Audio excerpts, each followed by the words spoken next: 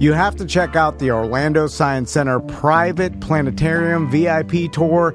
It's incredible. I know a bunch of BDMs have done it already. Sam and I got to do it, like one of the opening media nights, and it's phenomenal. We've had a couple of listeners that have gone and experienced it too. I'm just going to read an excerpt from one of them. We did the Orlando Science Center experience last night. Let me tell you, it's amazing. We had a group of 7 close friends. It was cloudy, but we got a great view of Jupiter and all of its moons. Dude was super informative and explained to a would-be newbie all of the different things I needed to understand. The planetarium dome was great, and we could see night sky from any date in history and the future. Highly recommended. It's super cool, man. And Maisie just liked being in the telescope observatory and just seeing the giant metal dome twist. Something as simple as that. Yeah, it's impressive. It will get you. You'll be like, holy crap. I mean, it is really, really good, y'all. And this is VIP, so it's for you and 10 guests. They put you in with a professional from the Science Center that will explain astronomy and what you're looking at. Somebody that knows their way around the telescope. But it's up to 10 guests, but you can, if you want to really throw some money at it, just do you and your wife or your husband. Oh, you can make it as private as you want. I mean, honestly. Or you can go with some couples. If you want to big dog it, because I would love to see this person do this. If you are a space nut, and I know a couple of them, Ross is one, you went through a phase where you were crazy about space. What if you just went alone? And you paid full price to just ask every question you have, and you want to hog the telescope? I say hog the telescope and make it about you, man. I'm going early January with Tracy. Your boys are going to flip out, dude, because I know you got your old telescope out, the Van family telescope. And that thing, trust me when I tell you, is not even close to what you're going to see out of that big dog telescope. And if you have a membership, it's less money if you book this. So it's $250 if you have the membership, $275 if you don't. But like I said, that's up to 10 guests. So you can split it with a couple and bring your kids. It's a great gift to give, by the way. They only do it 2 nights a week on Friday and Saturday, and it's going until March. Yeah, so it's hyper-specialized, and the dates will sell out. Yeah, so I'd book now because I don't know if they're going to do this again, but it's an awesome experience. And I mean, if you guys behave yourselves, and I know our guys will, they probably will do this again. You can get your tickets at tomanddan.com or go to osc.org. Welcome back to A Corporate Time. We've got some new merch on the website. I say new, but it was made for the Beer Fest. Sofa and Suds T-shirt. I mean, one of them. The shirt is out. The event the event is having to be rescheduled. We're still waiting. We're still waiting. Sofa and Suds. You can buy the shirt. Like, I would urge you. And look, I'm not a P.T. Barnum, but there's a sprinkling of that on me, and I will just say, get the shirt, because what if the event doesn't happen? Collector's item. It's like a Beanie Baby at that point. You can sell it on eBay, and you can pay for your kid's college. At least that's what my dad said with every collectible item he had, including a novelty Kathy Ireland Bud Light poster. My dad thought it was priceless. How's Kathy Ireland doing? I think she went the way of Yasmin Bleeth. Rough. Really? No. Yeah, Yasmin Bleeth. I don't know who that is. She was on Baywatch, dark-haired. She was my favorite. Out of all the hotties... she still looks great, dude. This was a week Kathy ago. Ireland? Yeah. She probably... she's like what Krusty Brinkley style. How old is she now? 59. 59! You can say that and not get in trouble. 59! And it blows your mind. Let me see. She got on a bikini? Oh, yeah. She got a cardigan on. She looks good. She looks good. Yeah. I like... That's good. Beautiful hair. You know what I'm into? I'm into grandmas that have, like, really pretty faces. And I'm talking about adult films. And then you look at the grandmas, and then there's a lot of wrinkles, but I'm down for it. I like it. Yeah. It's like an old baseball glove that's been oiled and taken care of. That's good. It's got some age on it, but it can catch it every single time. What do we want to do first? I threw you off with the creepy every single time thing. Let's do voicemails. Let's try this one right here. This message is for Sam. I'm not going to say who I am this time, but if you look up online, there's a bar called Fusion Bars and Shroomies Bars, and that's pretty much what she's looking for if she wants to trip. You can get them, the micro... This guy's basically saying there are Shroomy Bars and Trippy Bars, and you can go there, and I guess where it's decriminalized, you can use and purchase mushrooms. But not in Florida. I have to in go Florida. there, right? Correct. You'd have to go to a different state. Okay. Well, what state? Is it State of Washington? confusion. Yeah. It's nothing nowhere near us. No, not in Florida. Well, yeah, not At least even not in now. the South. Yeah, at least not now. That's up there in, West Coast, Northwest Coast, something like that. Yeah, Right? I agree. Got to go to Oregon, apparently. Okay, there you go. Oregon. Colorado followed with, so maybe Colorado as well? Yeah, I think Colorado decriminalized mushrooms, too. Okay. Well, there It's you go. all that, yeah. He's helping you out. At least it was on the ballot. At least until they come up with, like, Delta 8 mushrooms, which is the loophole mushroom. And then we'll be selling them in every gas station, right? Oh, yeah. Everything is loopholes. I've learned that. Got to find those loopholes. Yeah, you got to find the mushrooms that, just have one different chemical in them, but it's similar to the psilocybin or whatever. Also, let's be honest. Like, for everybody listening to this, you have some mushroom capsules or whatever in your center console, whatever. What's the likelihood of the cops searching your car, finding the mushroom capsules, I don't know. testing Pretty probable. them? Yeah. Really? If you watch Live PD... You don't get pulled over enough. Although I will say, on Live PD, they never find mushrooms. And they almost always find weed. People don't really roll with mushrooms, I don't think, unless you just got them. That's what I'm saying. It's like, I don't know. I feel like not that many people are getting busted for mushrooms. I agree. And if you comparatively watch, to harder drugs. It's not called Live PD anymore. It's called On Patrol, and I watch it still occasionally. Not as much as I used to. I used to be a super fan. I had the tattoo removed. I started watching On Patrol, and then on Patrol, they only get meth and pain pills. That's it. That's what they're weed, looking all for. the time weed, but they don't really, and they give people with weed such a hard time in places where it's illegal, and they don't even have a medical license. They're so mean to the weed people, and they're actually pretty cool to the pain pill and the crack people. You get some crack. Occasionally, you get a little crack. Not a lot of crack. A little crack, but most of the time, it is meth, and it is forever, always pills. It's just not Florida. Yeah. We were early adopters. I mean, rarely. Have you ever seen like bag of mushrooms, like never, doo-doo mushrooms? No. Yeah. Because they look like no. I mean, Yeah, on the they're gross. show. On the show, I mean, like he's. and then you. No, you're not going to. And then you got the people that are microdosing that have the. It's like a capsule with ground up. Someone made them in Oregon. Also, and then you got them in Florida. I've had a couple people reach out to me and say, like, "Hey, you can get these, and you can dry these, and then you Some grind people make these, their own, and then you put these into the capsules." And look, I'm not doing that ever. I'm 46 years old. I'm not going to grind a mushroom and put it in a capsule.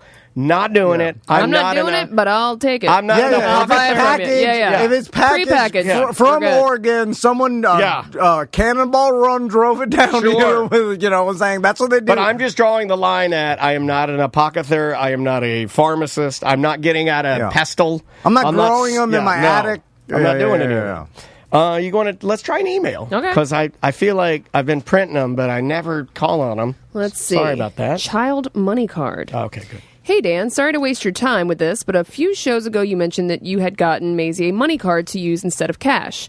What was the name of the card you went with? I could not recall. Do you still like it after having it for a bit? Green light card. Yeah, it's cool. Thanks in advance. I have 4 kids, and I like the idea of not using cash for their allowances. Also, thank you and everyone on the show for all the work that you put into entertaining us. Y'all do a great job. I've been listening since 2014 and have really enjoyed riding along with the progression of the show and your lives. Oh, this is where it gets interesting. Check this out, T. Edie and Braden from Oklahoma. P.S. I found out about your show from a guy on the Big Mad Morning Show 97.5 out of Tulsa, Oklahoma.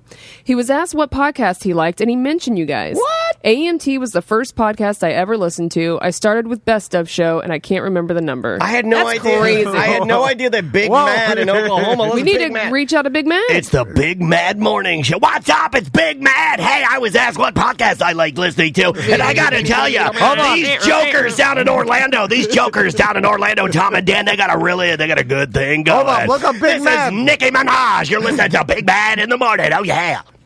Oh, well, we got to interview Big Mad. Right? Well, like Sam, he get on promoted it. us. I'm gonna God reach bless you, out. Big Mad. Yeah, That's our favorite. People ask me, what's your favorite morning show? It was Johnny's House, but now I think I'm obligated to say it's Big Mad in the morning. Yeah. The Big Mad Morning Show with Big Mad in the morning. I'm mad and I'm not going to take it anymore. Your chance to win $1,000 comes up next in the Big It Morning Show.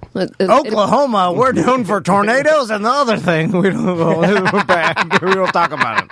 Huh? It appears there's 3 people on the show, so I'm going to have to narrow who it are their down. names? I don't know yet. I'm on their Facebook Sexy page. Sally. There is a girl. Sexy Sally. I doubt she's There's listening to Big us. Mad, Sexy Sally, and the black guy. Nah, it's 2 white guys. It's Oklahoma. Oh, okay. All right. Oklahoma. But It's Big Mad, Tiki Torch, and Sexy Sally in the morning.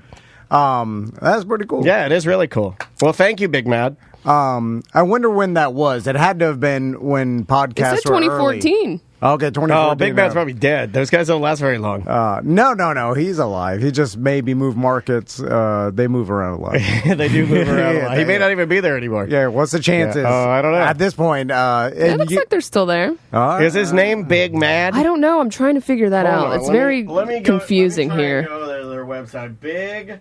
Guess who else is on that station? Morning Mel Taylor from Orlando. She's on every station, dude. Yeah. She's right there at the top. Yeah. Look at She that. is on every station. Oh, okay. They are an iHeart product. Yeah. God, you know what? So we can talk to them. Tulsa's Rock Station. You know what we need to do? I bet I probably shouldn't say this on the air, but we need to, because Mel Taylor voice tracks for so many radio Oh, stations. she's everywhere. She's an entity, dude. That she has the marketing power, like insane marketing power, right? Now, I wonder if we can pay her under the table to mention our podcast, while she's throw it in there, yeah. Micro advertising. Well, I mean, Big Mad said that's her because it's not. She could just say her opinion, like, "Hey, I was listening to Tom and Dan, my favorite podcast." My God, they look like us. Oh my God, it's 2 Daniels and a Samantha negative. Oh my God! It says I don't know who Corbin is, but so it says Corbin loves MMA and family time. Gimpy loves his motorcycles and disc golf, Goddamn right he does. I'm Gimpy. and Lindsay loves Real Housewives and her pool. That's you. You're That is me. Lindsay. You're Lindsay. Who are you? You're Big Mad, and I'm Gimpy. You're Corbin. Corbin. You look like a Corbin. These guys are awesome. Anyway, All right. Interesting. Let's talk to him one day. Let's try and set that up All so we can right talk. down. Big Mad. Big Mad Morning Show, and thank them for listening to How us. do you think he found us? Probably worked at Universal as a teen, grew up somewhere around here, and then moved out there. Yeah. That's normally how it works. Like, hey, I was working at Universal, and I used to listen to you every day going into the Hulk coaster.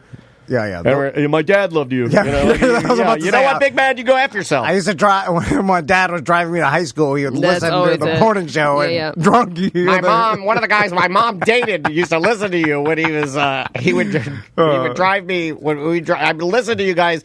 He'd leave the car running when he ran into Total Wine to get some gin, and I'd hear you guys talking. Then they're like, then I went to the military, did 4 years, then got out, then had a family. Needed something where you needed no And like, skills. I'm like, Radio. wait a minute, you did all that, and you're still hold on. It doesn't make sense. Because I've been making the same jokes for the same amount of time with the same voices.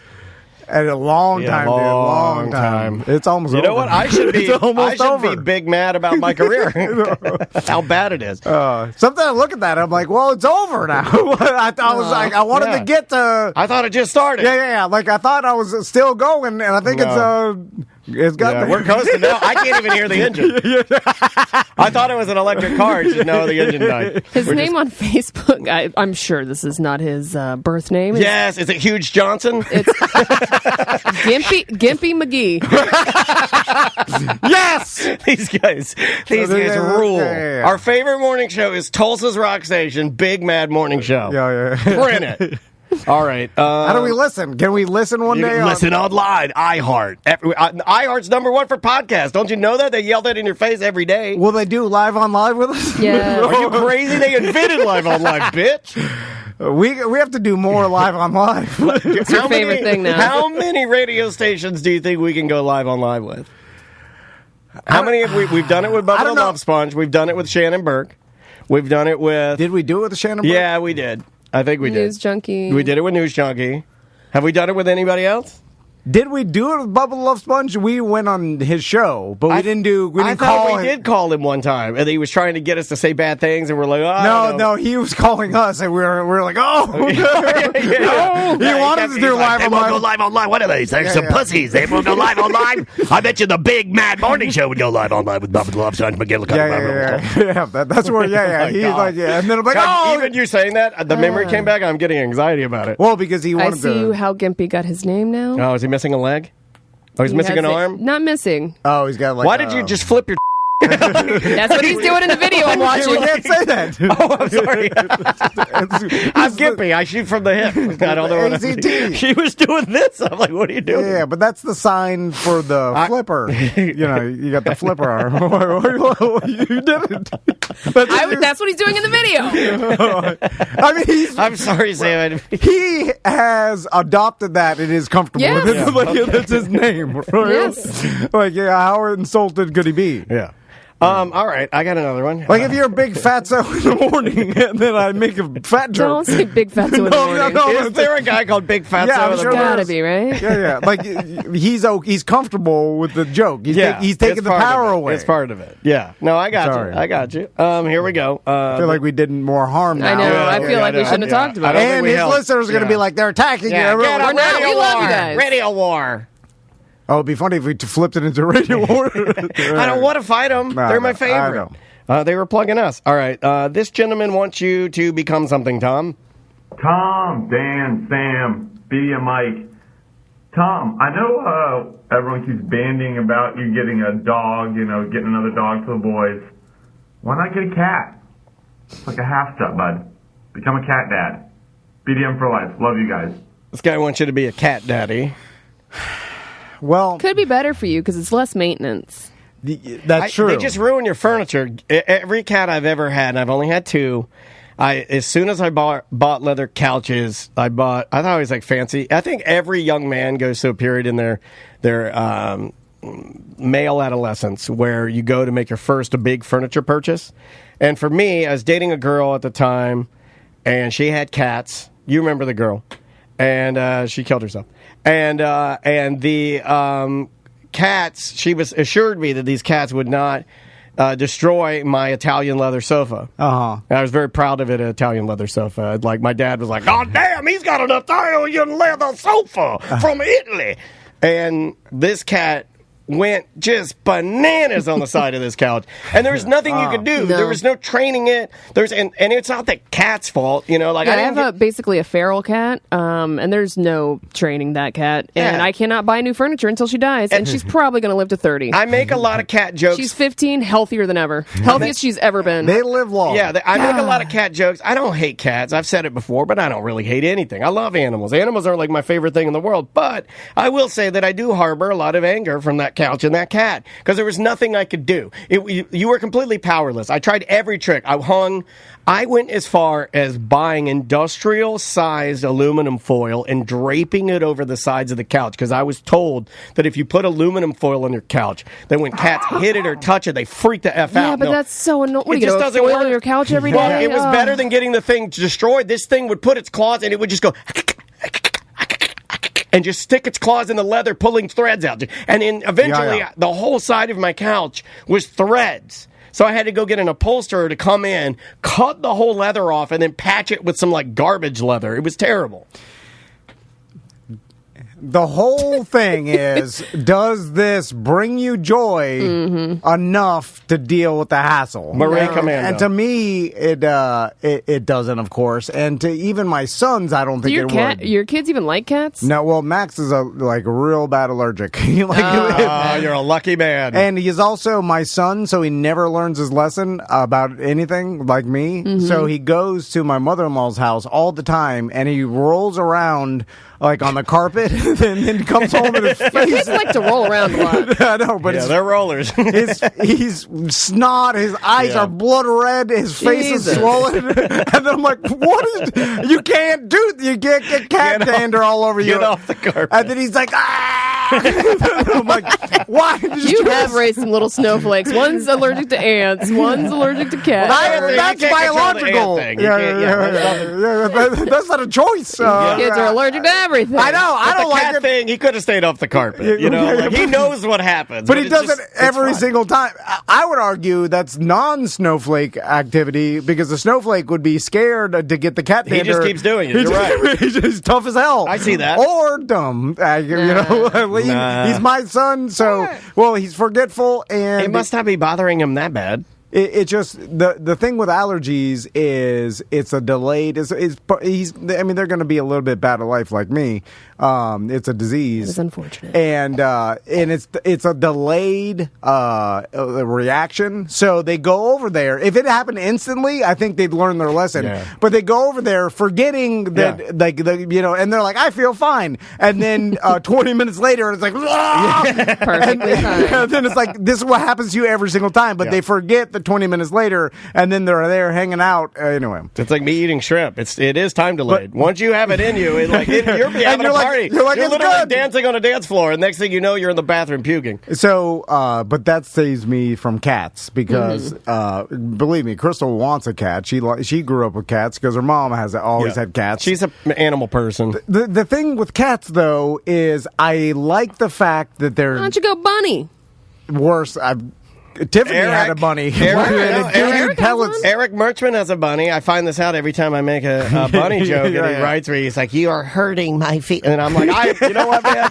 I'm so sorry, Eric. I feel so bad." I'm like, "You know what? I forget it. I know, and I do. I feel bad every time." I'll be like, "People that have bunnies are complete psychopaths," and he'll be like, "I have a bunny, Dan," and I'm like, "You know what? I forget about that. I forget that every time, Eric, and I'm so sorry because you are a wonderful, amazing human being, and you don't deserve that." Right. Bunnies are like They're steps so cute. above rats. Oh, wow. That's not me, Eric. That is not me either. I said 3. That's the big one. That's the big one. But the cat, it's independent, so I like that. Yeah. And so it just doesn't bother you, and it's like it takes It care will of bother itself. you, though. People say that. My cat is a demon. They'll come and, like... It bites the crap out of me. Well, they come and, like, cats like me because they know I like animals, right? Even though I say all the time, like, oh, cats. But they'll find me, and then they'll do that thing where they just keep walking and bumping into you, like, meh, meh, meh, Yeah. meh. Because they're like, pay attention to me. Rub me. I am your master. Yeah. I am your master. You rub me, you bitch. Yeah. And I'm like, stop. And you can't do anything with them. They're too flimsy to throw. You can't punch them or wrestle anything. with Yeah, them, they're yeah. too flimsy. They're malleable. They're like clay. Now if you get a big fatso one, that's what I want. I want a fatso catso. My cat is lean. Yeah, she but eats all the time. Isn't that bad for the animal when you have a fatso catso? But I do like the sound of that. God, the alliteration on that alone good. is so I think good. that the cats, their joints don't go as bad. Like the dog, like the fatso dogs, their hips, They blow their knees out. Yeah, then it's like you're torturing this dog. Their hips are arthritic, and it's going to be shaky pain pills soon. Things walking around like Jake the Snake. I don't think that happens to cats. Very rarely. Yeah. Cats got tiny, like, light bones, and dogs got old, cruddy bones. Yeah. Your dog is straight leg walking like O.J. Simpson. Goddamn. Your dog is walking down the stairs like John Wayne walking into the doctor. Wait, how does O.J. Simpson walk? He just straight leg. Stiff. Yeah. A lot of running. He's done a lot of running and murder. He jumped over a lot of Samsonite Very suitcases. Michael Myers of him. Oh man, or was that Avis? What was that commercial where he jumped over the luggage? I have no idea. It was an O.J. Simpson commercial. You know the one where he's running in the suit and he jumps over the luggage? Yeah. Man, God, he was in the Naked Gun movies. They don't ring the same when you see him. Not to bring up something morbid, but I watch like every once in a while I get the conspiracy TikTok algorithm pop up. Yeah, that's because I'm talking about it too. Yeah, it's picking it up. So I'll get the there'll be old interviews from the OJ trial and like people talking about like the evidence and stuff. Yeah, and you're like, oh man, this guy did it. Like the evidence they had, like this guy 100% murdered. Yeah, and then you're like, Mo man, got away with it. And then everybody just watched it. Let's do one more to cleanse our palate here. Hey guys, this is Ben with a Y. Hey, this message is for Tom. I just listened to the BDM show about the teens pushing down Tommy. And here's the deal, man. You gotta listen to Seth. You gotta put him in some sort of kids karate or kids jiu-jitsu or whatever, it builds so much self-esteem for the child. I'm a black belt in Okinawan karate, and I'm a firm believer in seeing these kids and the self-esteem that they acquire from dealing with adversity and dealing with challenges through physical combat sports is something completely different than everyday life. So it doesn't matter what camp you put them in, it doesn't matter what you take them to, whatever. Unless you put them in those situations where they're dealing in a combat situation, in a control.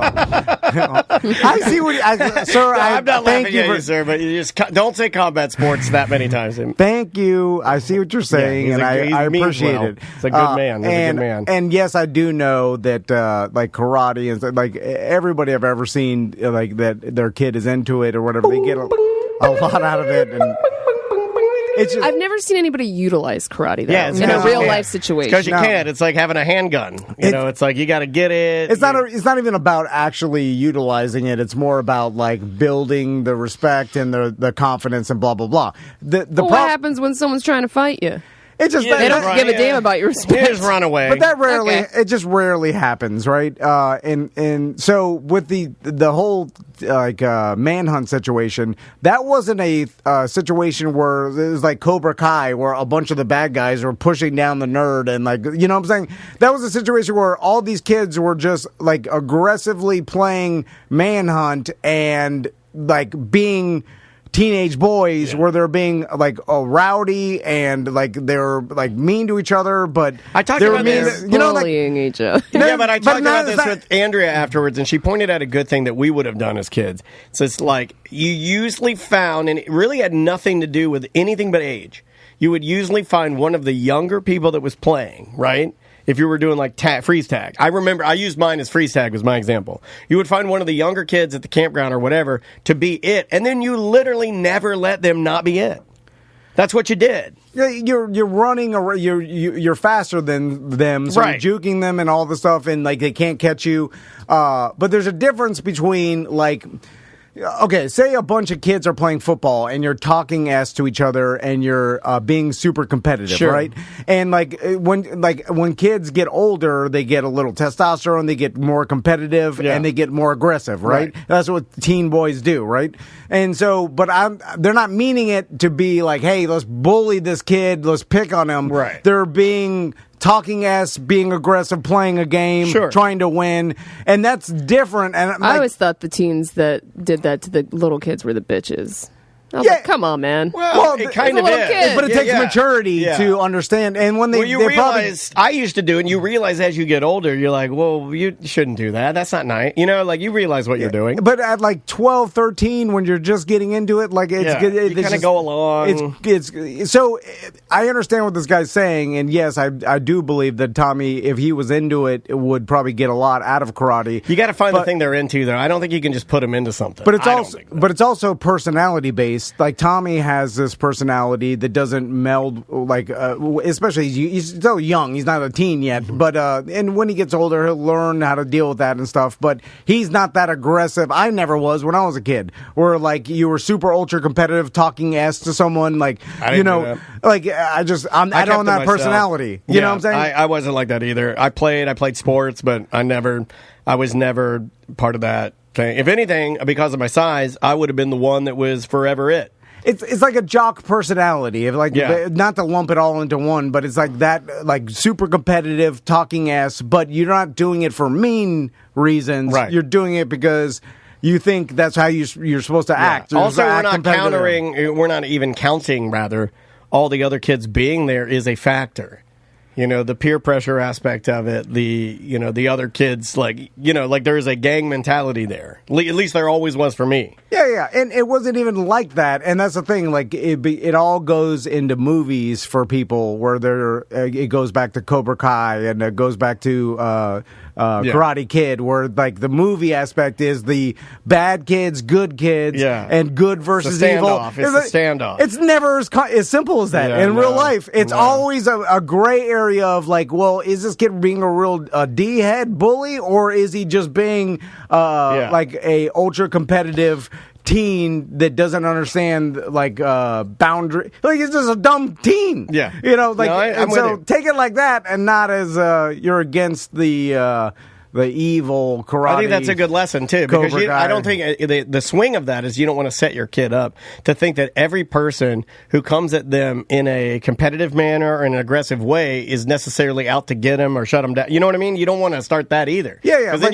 you end up with a kid, I think, Well, who Tommy's thinks going to that- be like, y'all go into a karate pose. At every minute of the day, then right. like, that'll make it worse. Yeah, well, Because yeah. they're I wanna do that. Look at this nerd. He thinks he's going to Yeah. do a roundhouse karate kick. He thinks he's Mr. Miyagi. Yeah, throw him in the trash can. And then Look at the stick bug. Yeah, don't do that. They probably would. They'd just be confused by it. They're like, "Hey, we're just playing tag. Why are you getting aggressive?" bro?" Exactly. That's what I'm saying. Is that, hey, well, just messing around. It's only the more weight you give it, the more weight he gives it. So like I understand, it's kind of like razzing someone, and then all of a sudden they get down into a fighting stance, and you're just like, "Hey, I was just messing around, dude. I was just right. effing around with you." Like I was just talking ass. We got to take a break, or do we want to power through? We could take a break. Let's All right. take a quick break. We'll be right back with more corporate time. I was listening to the recent OG recap of November. Recently took the kids back to Drive Shack. It was awesome. Good time. Beers. Good food. Kids loved it. Spent 3 hours there. This is all one This sentence. is awesome. We'll be going back. I'd rather cancel my Disney subscription and cancel my BDM membership.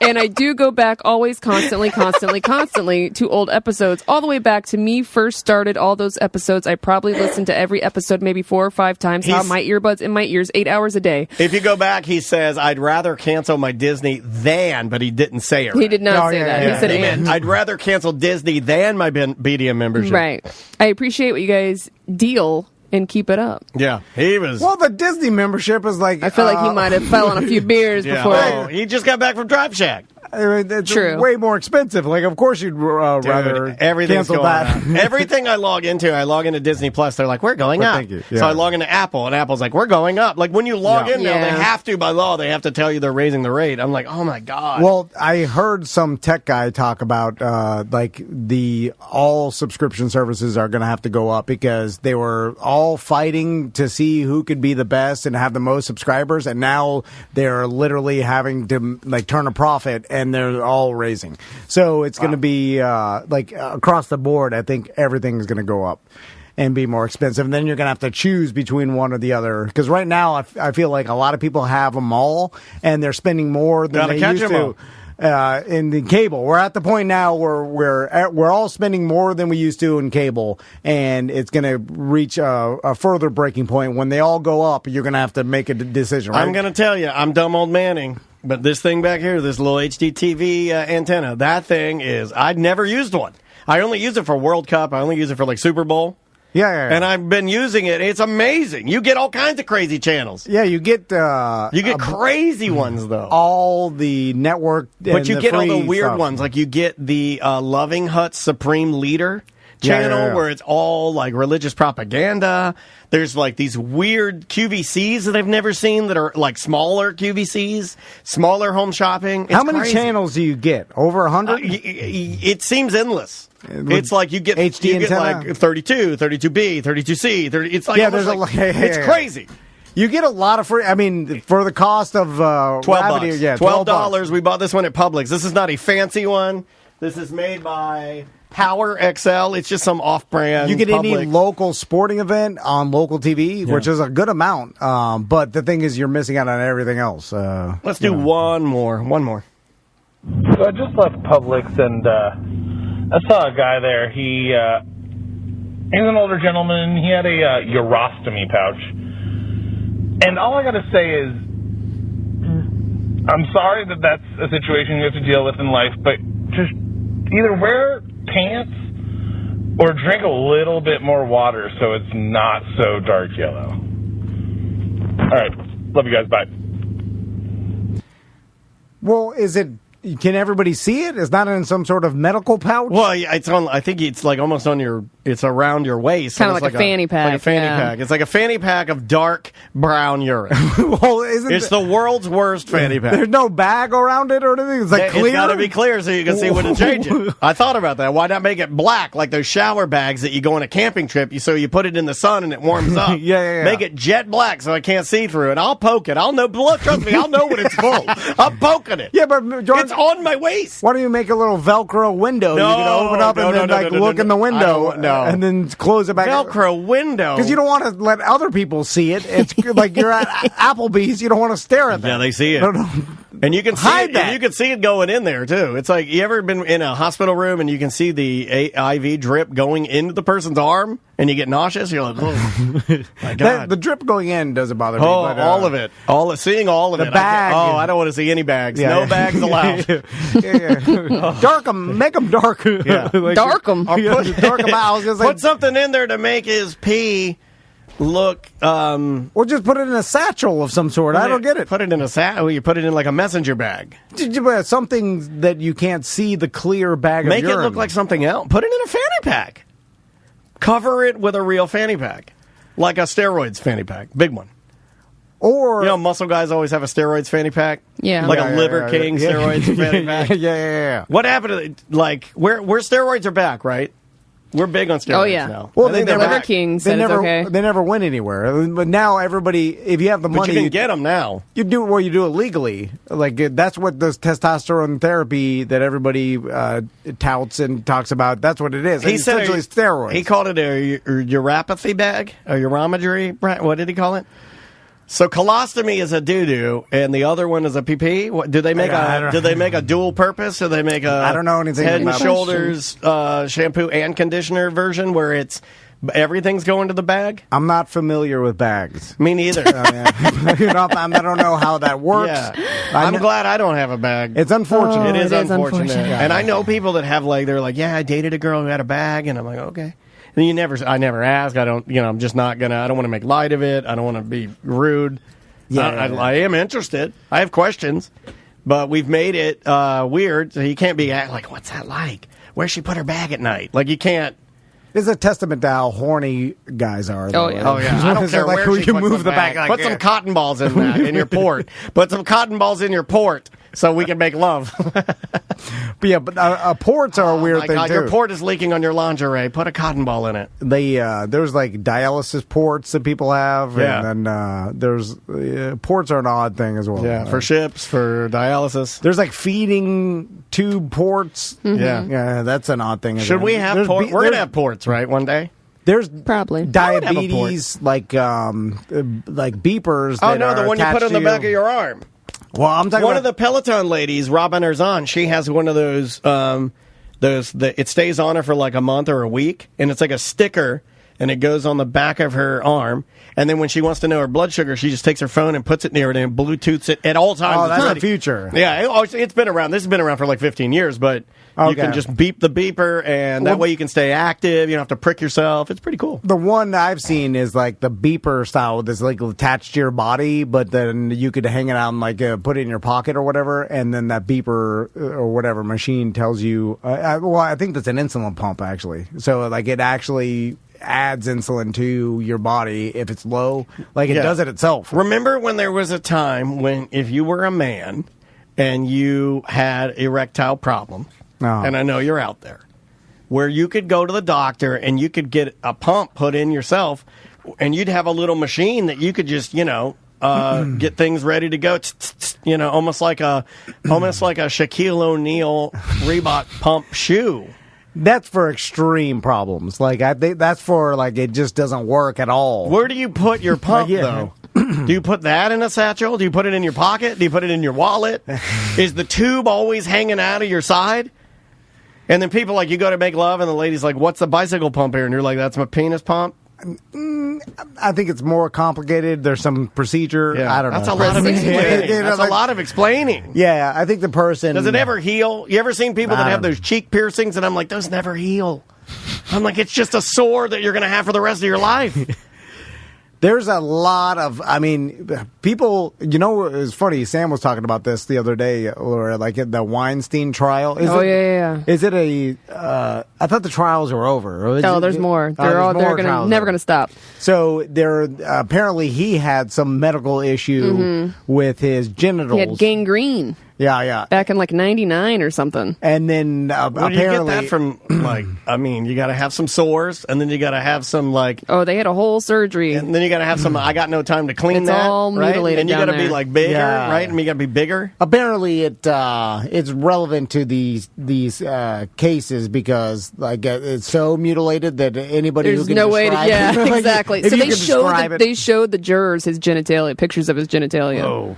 Man, I was glad I was on I was on some like Imagine insurance fraud, Jerry. Imagine at one point you're Harvey Weinstein and you're the most powerful man in Hollywood and you're rich beyond anybody's wildest Got to dreams. make you right? sad that you got a gangrene ding dong. Well, no one knows about it, but the thing about like They do now. I know, but there was before all this stuff. Like he was like one of the biggest names in Hollywood, right? Mm-hmm. And influential, rich. Like everybody was like, "Oh my God, Kingmaker." Yeah, and then you're sitting in a courtroom and they're showing pictures of your genitals to jury members that are Also, they're not showing your gagging out genitals at their loud. best. They're not showing your genitals they're- at their best. yeah, they're showing them at their lowest point. And you see them gagging, making like, oh, you know what I'm saying? They're for sure. Some of them are making like physical responses with how There's disgusting. got to be it is. one lady, and there's like, oh my word.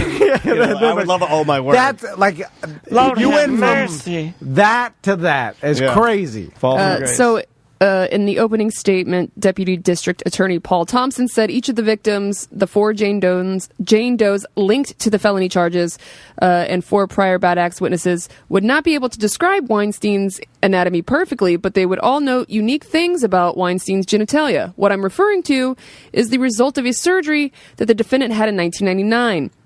Because of an infection, his testicles were actually taken from his scrotum and put into his inner thighs. Oh, I want that. Oh, That's for speed, right? That's so he can run fast. I think it's probably so it can circulate blood flow. So he doesn't lose the hormones, but it's like... There's no mistaking that, right? Well, like a dog. It's horrible. I mean, I'll disgusting. be clinical. Do you keep And the then rest of it like a dog? One of the victims said, testified that he I see what his you did there, penis looked testified. fish-like, which I don't know what that means. A fish-like penis. The worst description that I could possibly imagine. Right. Well, what did it look like? It looked very fish-like. All right, back to you, Tom. Good That is Lord. horrible. What's the worst thing Quote. it can look like? A fish. Quote, lots of bruises, markings, yellow and green, lots of stretch yellow and green. lots of stretch marks on his belly, Oh. very not physically fit at all. What did it look like? Yellow and green fish. Back to you, You're like, Tom. oh my God. Looked uncircumcised and strange, though. Uncircumcised. Kind of fish-like, the penis. Something was distorted in the testicles. It Lots looked like of skin. a yellow and Lots green of skin bruised down there. uncircumcised fish. This makes it worse. And if you're a member of the jury, right? God. This makes Member, you I see want what you to did. punish him more, right? Yeah. As opposed to if he looked like Rob Lowe. No, not necessarily. I think so. I This think makes just me like a little sad. No, I think for just him. psychology-wise, you're like, ew, this disgusting guy. I'm looking at this pigman with a fish. You don't think thing anybody on- looks at it and takes the... I'm not trying to be devil's It- advocate. You don't think anybody's sitting there and it's like, oh, man, this guy, that's a hard row to hoe. No, Maybe because- you have limited sexual activity with anybody because of your horrible gangrene, whatever. No, it makes me feel worse for the victims. Okay. It's like this. Right. hates. Yeah, well, I see You know what that. I'm saying? Like, and then you're like, ew, it makes it worse. Like, even though it should be the same if it was this Fishman or Rob Lowe, but it does psychologically make it worse that he's disgusting pigman fish dong. Right, like you add 10 more years to the sentence because of that, because it's so And disgusting. because it looked like a fish. It makes 10 it more worse. years. Case closed. It makes it worse. Anyway, all right, let's get out of here. We can power through. I got one more. Okay. One more. All right. Let's try. Let's try this one. Hey guys, so I'm just sitting here reheating some soup for dinner, and me and my wife are just having a little conversation about my drinking, and I'm a VDM. It gets a little up there, and you're trying. She's just, let's not get blackout every time we drink. And I'm like, okay, that's reasonable. A couple nights a week where I'm not ridiculous. And all of a sudden, the ACT where you're talking to Ivanhoe Park and the Orlando Science Center pops up, and you're talking about your Ivanhoe Park Brewing event you had and how y'all blacked out and don't remember nothing. And my wife looked directly at me and said, that's the universe. Well, thanks, guys. Wait. Love you, bye. Why are you blaming us? Are we getting blamed for you getting blacked out, sir? Yeah, I think his wife heard it and was like, this is the influence. That's what I was They thinking. give out misinformation, medical advice, and they get blackout drunk, just like you. Now, based on our Spotify, I was looking at our Spotify numbers, and we have like 25% of our audience is ladies. So it's weird to me that we have. I don't think That's the side chicks, though. I don't think she said that. I think I'd have to talk to her because I think a lot of dudes are willing to Or call is she up just here. saying like that's kind of the magnet because they were just talking about how he blacked out and then they listened to a show together and then you guys talked about blacking out. Well, to be more like Tom, Maybe that's I'm what not she going to meant. take it negatively. Yeah, right? yeah. I mean, now it's statistically we talk about this a lot, so it's not that ironic or. We got 12 topics, guys. Yeah. There's a lot of dongs and blacking out. Yeah, exactly. And doo-doo. And the new one we've added is a fish. Fish is new. You got another email in there? And when you say blackout, because I think people do this all the time with when they say some show, they're like it's the worst, or like they do this with quarterbacks when they're like a quarterback has a bad game and they're like he's terrible. He's the worst quarterback or he's the horrible play. It's like now you're emotionally exaggerating. It's your exaggeration. Adjective, yes. So when you say blackout, like to that, when you black out, it means that there was a point in time that you stop remembering, and then it never comes back. To me, like it's like you don't remember the entire night after one point. It doesn't mean that you drank a little and you're like foggy about it. Right. That's a brownout. Yeah, and that's also like I think anybody who has more than 5 or 6 drinks in a shorter amount of time is going to be foggy about a lot of, like and this is going to happen every time. And then if you're at night, you mix in some back medication, and then it's like most nights you're like, I remember what happened. Yeah. What did he do? What did we eat last night? Blackout means remember, then unconscious. Like we shouldn't just use it so blackout, loosely. you wake up in your Mercedes and it's wrecked into some coquina rock and you're in your pajamas. And then you're like, I have no recollection of anything. Like I was under general anesthesia. Okay. All right, there we go. Genital anesthesia. Next email. We sell Delta products at my work. In fact, our company has its own brand of Delta hemp and CBD products. None of these are our brand, but this is a pic of some of what we sell in our store. D8 is processed a little different. This is from Steve D9. from Porky's Barbecue. D8 is processed a little different from D9 and is a little less potent. The 25 milligram. What about D12? I don't know. 25 What happened to them? milligram Told me gummies twice. are Twice. a rough Use 1-to-1 them as stepping stones. equivalent to a 10 milligram D9 and will give you a very similar effect. But even though weed is illegal in Georgia, we are able to sell both D8 and 9 because the THC is within the 0.3% federal guideline based on the 2018 Farm Bill, which is the loophole we've been talking about. Our 0.3% THC 10 milligram D9 is just as good as your 10 milligram gummies in Florida. We just have to process a little different to get through the loophole. Also, don't buy gas station Delta products. They're sketchy. Buy from a trusted, legitimate source. Last, you cannot skirt a drug test with Delta products. Hope this helps, which I think you mentioned, Dan, that you still will be test positive on drug tests. Because it's still THC. Are we going to get but to it's a just point? legal. Well, okay, so our government was structured in a way that it's hard to change laws, right? Which is a good thing, right? You don't want a bunch of law changes left and right all the time, willy-nilly, people coming like, let's change this. Like, so it's hard, yet there's voting involved and the whole thing. It's Tom doesn't vote. It's a long thing. Doesn't count. And so then, but technology and people are manufacturing drugs faster than ever. So I feel like the government can't keep up. And when are they going to just give up? Because they're never going to be close with all the loopholes. I feel like with this whole there's so many different because if they with even the Delta products, I feel like we're almost giving up. And yeah, because if they write some new law, and by the time they pass it, they'll just come out with some other thing that is just slightly different, and they're like under technicalities. Well, by the time they come and they get the Delta products, then all regular THC products are legal, and then they got to come back and circle back around and make those legal too. I don't know. It just seems like when everything becomes recreational, but I guess there's still going to be a market because people can buy it cheaper. Yeah. So because they're not going to be taxed the same. So just like when the drug dealer conversation we had, I know he doesn't like drug dealer, but the marijuana dealer. Yeah. There'll always be a secondary market because you could do it cheaper. True. All right. Them is facts. Oh yeah. Bye. Welcome to A Corporate Time with Tom and Dan. I'm Tom. I am Dan. Samantha, our giggly producer, is here. Hello, Sam. Hello. I was laughing at that too, by the way. Yeah. But I haven't heard that word in a long time. Gotta laugh at the chat sometimes. Yeah, the chat room. If you'd like to join the chat room, we stream. We are Orlando. We're the self-proclaimed Orlando's strongest stream. We can be found in 2 spots as of right now. You can find us on Twitch, twitch.tv/Tom and Dan Live. That's probably where your kids are spending a lot of time, on Twitch.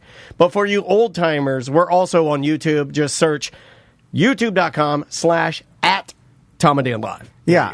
If you want to listen to us live, we're live on Twitch every day. Every day. You can, well, not Saturday and Sunday. Yeah, Monday through Friday, and you can open up your Twitch app and listen to audio only, and then you're listening to basically us record all the shows and in between the shows. Yeah, if you're interested, all of that. Yeah, and also I get it in my car. Like Tom said, you can do audio only. YouTube has made it a lot easier to stream. So sometimes it's me and Sam just sitting in silence. Yeah. You Which might is want to watch weird that. to listen Super to. creepy. You can look at Sam, look at Tom, look at Sam, look at Tom, and then you'll be like, who "Where's cracks Dan?" first. You'll be like, "Where's Dan?" And then you'll hear it. You'll hear like, "Hey guys," and I'll come singing in the room, and I'll sit down, and you'll be like, "There he is. There's Mr. Annoying." So anyway, we're also going to be at the Solar Bears game December 16th, and it's kind of our last event of the year because that's really the last Friday free show of the year. But we've got a ton of things planned. Sam's been working really hard on the end of the show awards. Like every afternoon, she's pouring hours on that thing. Yeah, so we got the award show coming up. We also got a special best of that Sam's working on as well. And we got a bunch of go-to shows for after the first week we're gone. We got 5 different go-to shows, including Go to a Hoarder House, which was... Chef's kiss. Man, I'm still recovering from it. I think I blew up my nose because, man, I got a sinus infection. So let's do some Weird Job. All right, buddy. Weird Job Wednesday is on deck. Tom wanted to do a bit. He called it Weird Job Wednesday. Dan really likes it. Tom says that's bullshit. It's another Weird Job Wednesday. What are you doing? What is your job? Are you neat? Are you tidy? Or are you a fat slob? Do you make lots of money and you sit up in your tower looking down on all the people who are working by the hour? It's a Weird Job Wednesday. I think I hate this song now. I think I got to redo it. Should we go start next year with back to a bunch of different ones? Well, I did a couple of new ones this year, but Weird Job Wednesday. I don't know. Thank you, Tom. I might need to reimagine it. I'm thinking of wah! Oh. Weird Job brought to you by Streamline Florida. Just talked to Kenny yesterday. He got HELOC because he needed a new HELOC? roof. Yeah, that's a type of mortgage, and you basically borrow against your house. But anything mortgage related is Streamline Florida. All right. go. So we got Jay on the line. How you doing, Jay? Not too bad. How you doing? Good. So Jay, what is your weird job? Well, my weird job for many years and not anymore was selling pot. What? So drug dealer. You're a drug dealer. I don't really necessarily consider, marijuana drugs. Yeah, but, that's true. Yeah, He's a doctor. Well, I don't either. Just like I don't consider it's slapping. medicine. I don't consider slapping my wife around. Abuse. Abuse. It's just sometimes. Sometimes they will push you so far. A woman Absolutely. knows exactly what she's doing. Whopper Jr. So Jay, let's talk about it. How'd you get into the pot selling business? Well, I mean, it's kind of a long story short. High school, growing up as an athlete and having a group of friends that, obviously wanted to partake. I started smoking at 14. Whoa. And, a group of guys get together. Everybody throws a couple bucks, $5 on it, and would go, obviously try to cop. And we would continuously put ourselves in nefarious situations. I can't let you slide. I can't let you slide without singing, I got 5 on me. Because when you said that, I'm like, oh everybody thought it. God. Yeah. Had to be sung. Correct. And, I mean, honestly, that was the way it went down. And, we kind of got tired of putting ourselves in nefarious situations. So one of us kind of came to the conclusion that we would, cop something a little bigger and try to go from there. So, mine was, getting into it was just pure happenstance. I mean, honestly. So it was basically you were all buying weed anyway, and then you came up with the idea, well, let's buy a large amount and just sell it to and distribute it to ourselves. Yeah. Kind of like how Pyrospot was started, actually. A lot of businesses. You're right. You were like, well, I'm buying it from this middleman. Yeah. Well, I want to buy it from who he buys it from. Yeah. So how did you find that, and what was the biggest amount, like the first time you bought, that scared you? That scared me? I mean, initially, we were buying 14 grams, and it would come back as 12. I mean, we were 14, 15 years old, and things kind of got ridiculous where we were getting ripped off. And, I kind of had a friend of the family that lived over on the coast and was affiliated with a government agency that patrolled the waters, and I didn't really know it growing up as to what his, I knew what his quote-unquote job was, but didn't realize that it was, there was some things going on that a lot of people didn't know about. So you had a friend of the family who was helping you run drugs through the Coast Guard? Yes. I didn't say that out loud. And this was, you got to remember, this was 95, 96. It was a long, long time. Yeah, I was 2 years out of high school. Oh, my God. Yeah. Yeah, people are still saying the N-word. It's true. The 90s. So you basically figured out a way to get a large amount. I'm curious to, the first time you got a large amount, how large was it? And I said scared you because I imagine your first time dealing with, a brick or a gigantic... I don't even know, a pallet? Pounds of weed is probably scary, right? Correct. And, it wasn't a George Young situation or a Scarface situation, but, it was 30, as I would say, elbows, 30 big ones, 16 O's. 30 elbows? I don't know what that means. What is this lingo?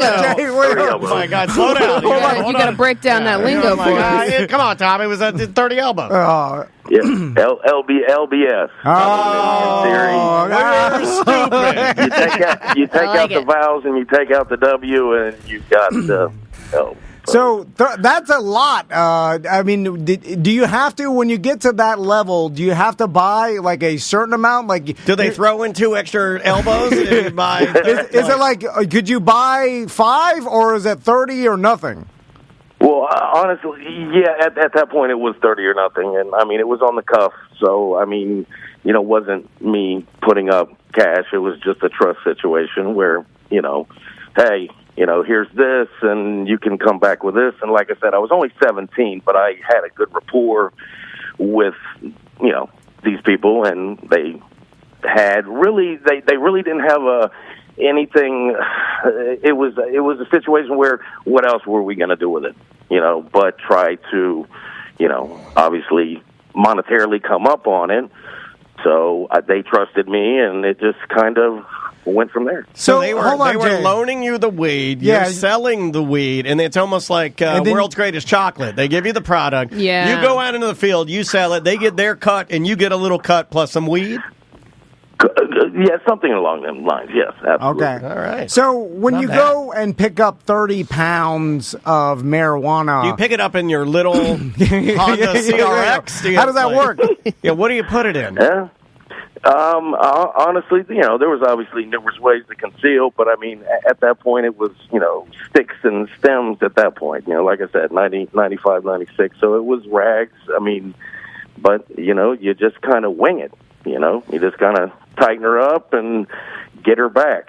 Hold on, it's get her done. It's get her done. So it's copywritten. You can't say that. I knew some people in Miami that did this, and what they told me when I asked them, because I'll interview everybody, is that they told me that they would get like the pounds, and it was too much of a pain in the ass to sell it.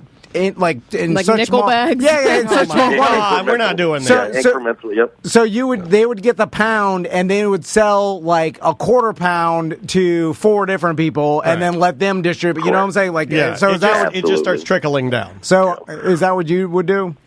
Yeah, 112, 224, 448. So I mean that's grams in a pound. So you 2, 4, 6, 8 elbows. Jay. And, I'm curious because I've had my fair share of run-ins with drug dealers, right, in my life. And I was always curious about the, I guess, willingness for most drug dealers to let you know where they live. I'm always surprised, but it was always, and there's a confidence there. Hold on. I narrowed it down to this has to be pure laziness. I don't think it's confidence. I think it's just they didn't want to leave their house, so they're like, you come to my house and I'll deal it out the window, or you come to my travel room with it, dude. You don't want to have it in your car. Yeah, you don't want to. But see, that's funny, and I never asked where I slept, so. Nobody came by. Nobody knew where I lived. Nobody came by my house. It was always, as I would say, parking lot boogie. It was always going to be some sort of very, I got very creative at a young age, which I learned from people that I knew, and I seen it was beneficial and quote unquote safe, because nothing was safe, but. At the end of the day, it wasn't. No, I would never have any, but maybe handful, 3, 4 people that I trusted and knew that would come by wherever I resided at the point. But other than that, it wasn't going to be an open door situation at all, because that to me, it's no different than standing on the corner years ago. Right. I'm not standing on the corner. I'm not letting 100 people come in and out of a particular residence. Even if it was in my name or not in my name, I wouldn't allow that. It was it got really creative. Did you ever have any close calls? Did you ever have any instances where you're like, yo, I should not be doing this? Oh, hundreds, yeah. Oh, my God. Did you ever get popped? Absolutely, yes. Yeah. So a couple times. Well, let's talk about. Did you go to jail and get BF'd? No, that doesn't happen. No, it really doesn't. But yes, there was. I was compromised a couple times by people I considered, friends for a long time, and snitches. I knew that, OCIB, MBI, FBI. Things of that nature. The FBI after you? Well, here's the problem. I feel like, and Jay would probably agree, is even though you trust people, what the cops will do is they'll arrest someone for the nickel bag, and then they'll just try to get the person who sold it to him and keep going chain reaction until they can get to the highest person. So, and then they'll basically tell them like, hey, you'll go free if you just tell me who you bought this from. And then most of the time the person's like, well, I care about myself more. But if I did that, I'd be like, look, you'll go free if you tell me about Jay the dealer. And then they'd tell me, and I'd be like, you fell for it. You're going down, too. I guess there's no, you could lie to them. I would totally do that. A lot of them do. I'd be like, thanks for telling me that. You're getting locked up, too. I have no integrity whatsoever. The thing with me was, I wasn't involved in any chemical drug situation. It was just pot. So the people that ultimately got me in a lot of trouble, they were involved in other situations that were chemical, whether it's MDMA or cocaine. It always happens like that. That's what happened in The Sopranos. When some of the guys are running weed, Tony was okay with that. But then I think it was Paulie Walnut started running coke, and he's like, yo, what are you doing? We're not getting in that business, man. And all like the cocaine cowboys and stuff, like it all started with running weed, and then they always go harder, and then it screws it all up. Yeah, no, and the harder drugs, like that's when people are killing each other. Like it's just like steps up.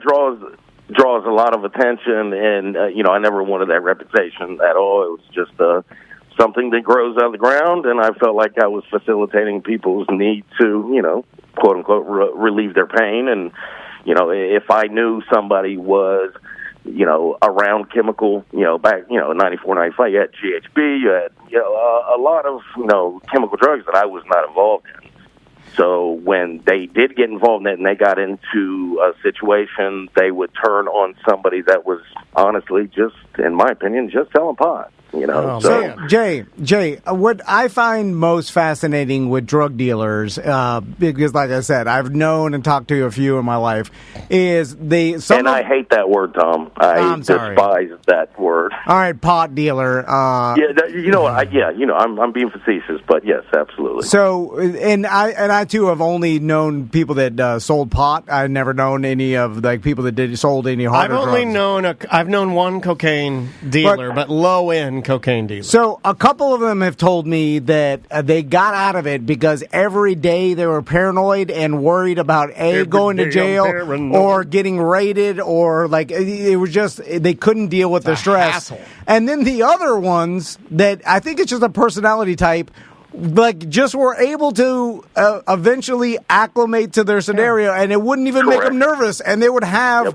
just pounds carrying a duffel bag around like no problem. They would have pounds of marijuana and then money. People are coming and going, no big deal. And they would just be driving around with it, and then there'd be cop pulling behind. They wouldn't be sweating. They would just be like a normal day because they're so used to it. When a cop pulls behind me, I'm just completely sober, just driving. I'm like, oh, God. Yeah, 100%. Yeah, I'm like, oh, God, here it comes. So, Jay, which one were you? Were you constantly nervous all the time, or did you just acclimate to it?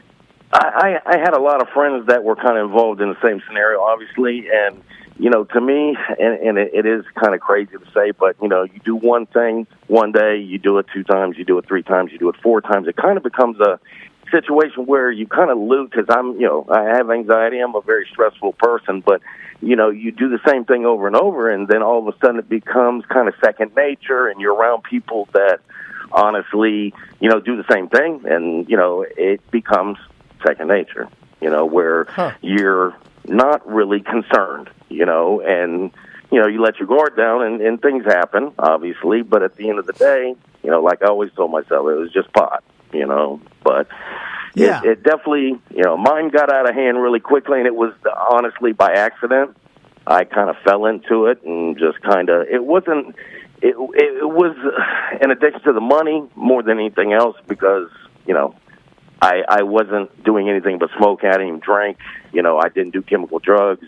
And this was, like I said, 94 to 96, where, a lot of LSD, MDMA, and, X was real big. And if I knew that any person that I had dealt with was dealing in chemical drugs, I would cut them off immediately, because I didn't want that reputation, because then it comes back on me. So, Jay, I'm curious the lifestyle. Let's talk about the money and what you're able to make doing this, and give us an idea. Well, I mean, honestly, like I said, 96. I had a thing. Every Tuesday I'd run to a neighboring city, and literally it would take me 45 minutes, and I would benefit $800 once a week, and I knew that would, pay for everything I needed to pay for, and then obviously there was other things going on. But at the end of the day, it was a sweet, just in and out situation. People I trusted, friends of the family. But $800 a week in the mid-90s for a teen is good. Oh, dude, 96, that is 1996, $800 a week. Untaxable, Are you crazy, man? Yeah. Would you just carry around an insane amount of cash all the time, Jay? No. Like I said, I overthunk everything or overthought. You're good. And you're overthinking. You're overthinking. Yeah. I was very, very careful, because I did not. Nobody wants to go to jail. Nobody wants to get in trouble. And I've been interviewed by the OCIB, MBI, FBI, and it all came down to somebody that had a situation they had put themselves in, and then all of a sudden were willing to put me in that situation. And that was disheartening to me, because a lot of them were really close friends.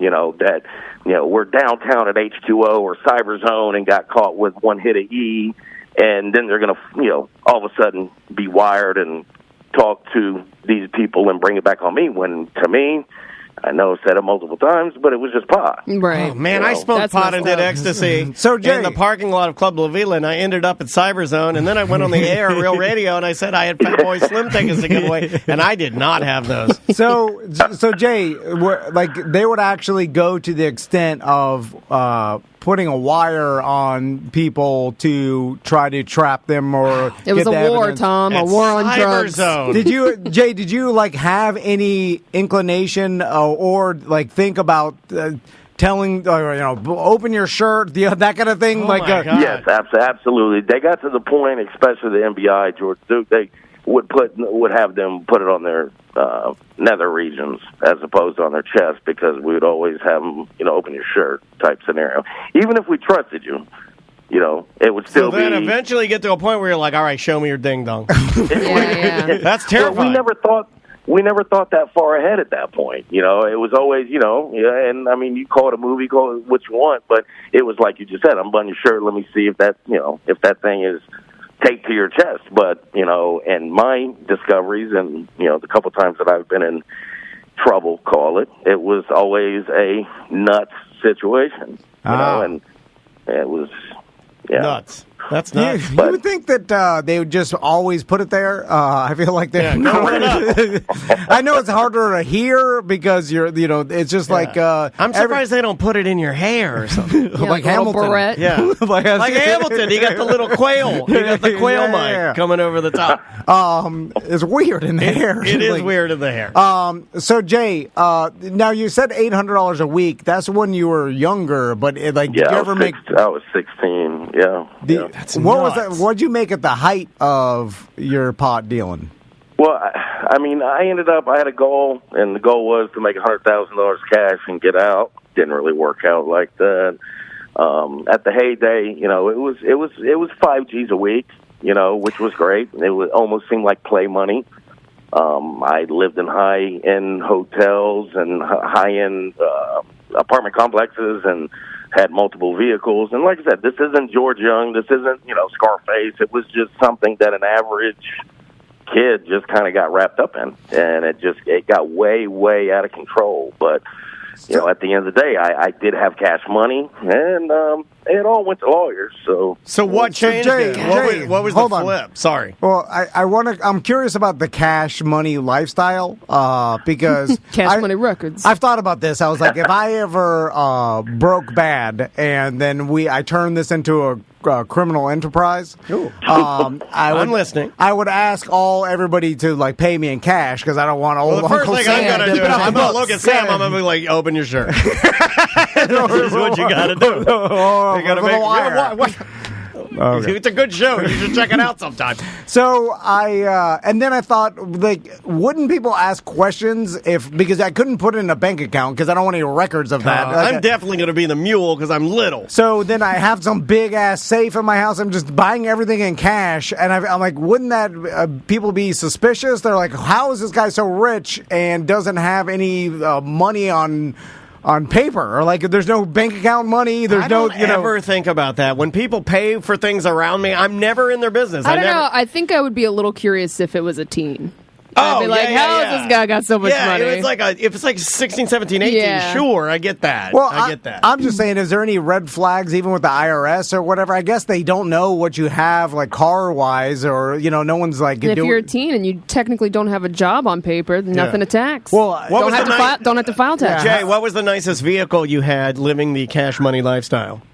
I had a nice SUV like I said, you got to remember this is 95, 96. So, a lot of there was no debit card. There was no cell phone. The only cell phone I possessed was a Motorola Flip Gray that I usually had a clone and a beeper. And SUVs were big in the Did you buy the car in cash? I did honestly, but I had other avenues that would facilitate that. A family member, I would never...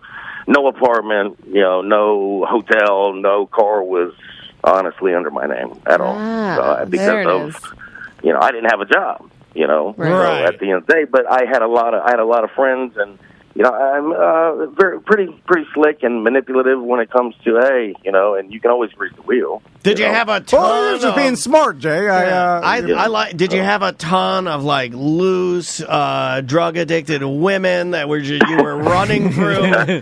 That you were, and you'd slap them on the ass. Yeah. If I had every dollar I spent at Mons Venus right now in my my early 20s, I would be a rich man. Oh, spending drug dealing money at Mons Venus sounds so fun. Also, there's a thing. Oh, yeah, twice a week. Probably $500 a week.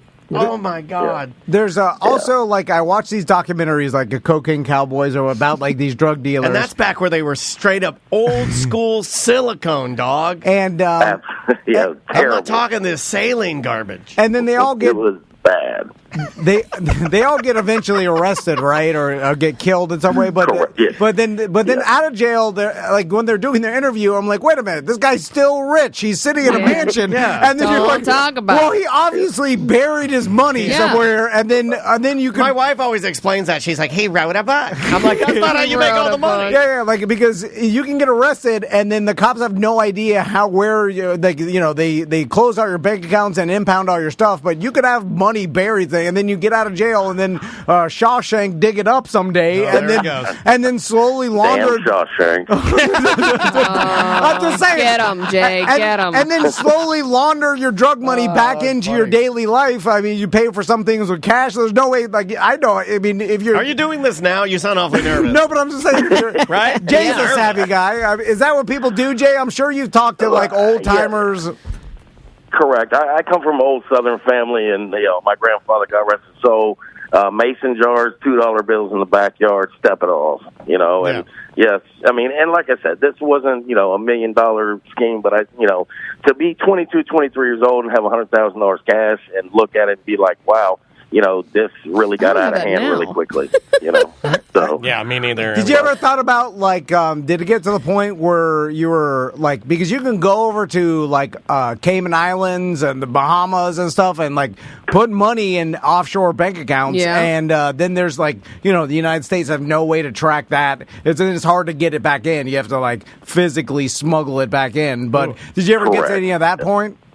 Not that. No, not. I got in trouble way before that occurred. I mean, like I said, I had to go over $100,000, and I passed that, and I said, "Oh, I'll quit." Nah, it didn't really work out like that. I got to about 126, and like I said, I was 23, and I was a very quiet, very unsocial. I had one objective. The objective was to make money, and I knew my window was real small, so.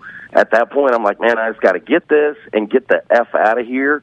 And I didn't do that. I took a couple months too long and got into some trouble. And like I said, all the money went to lawyers anyway. But honestly, it could have been a lot worse. Do you ever get the itch to do it again now that you're kind of like a Sammy the Bull scenario where as soon as you're out, you're like, you know what, I'm going to sell ecstasy in Arizona. Well, I'm curious, how did you get busted, Jay? Like you said, you implied that it was a friend that ratted you out. To talk about but it. Like, did they? Yeah, you keep going there, Dr. Phil. I can hear him. It was a precarious situation.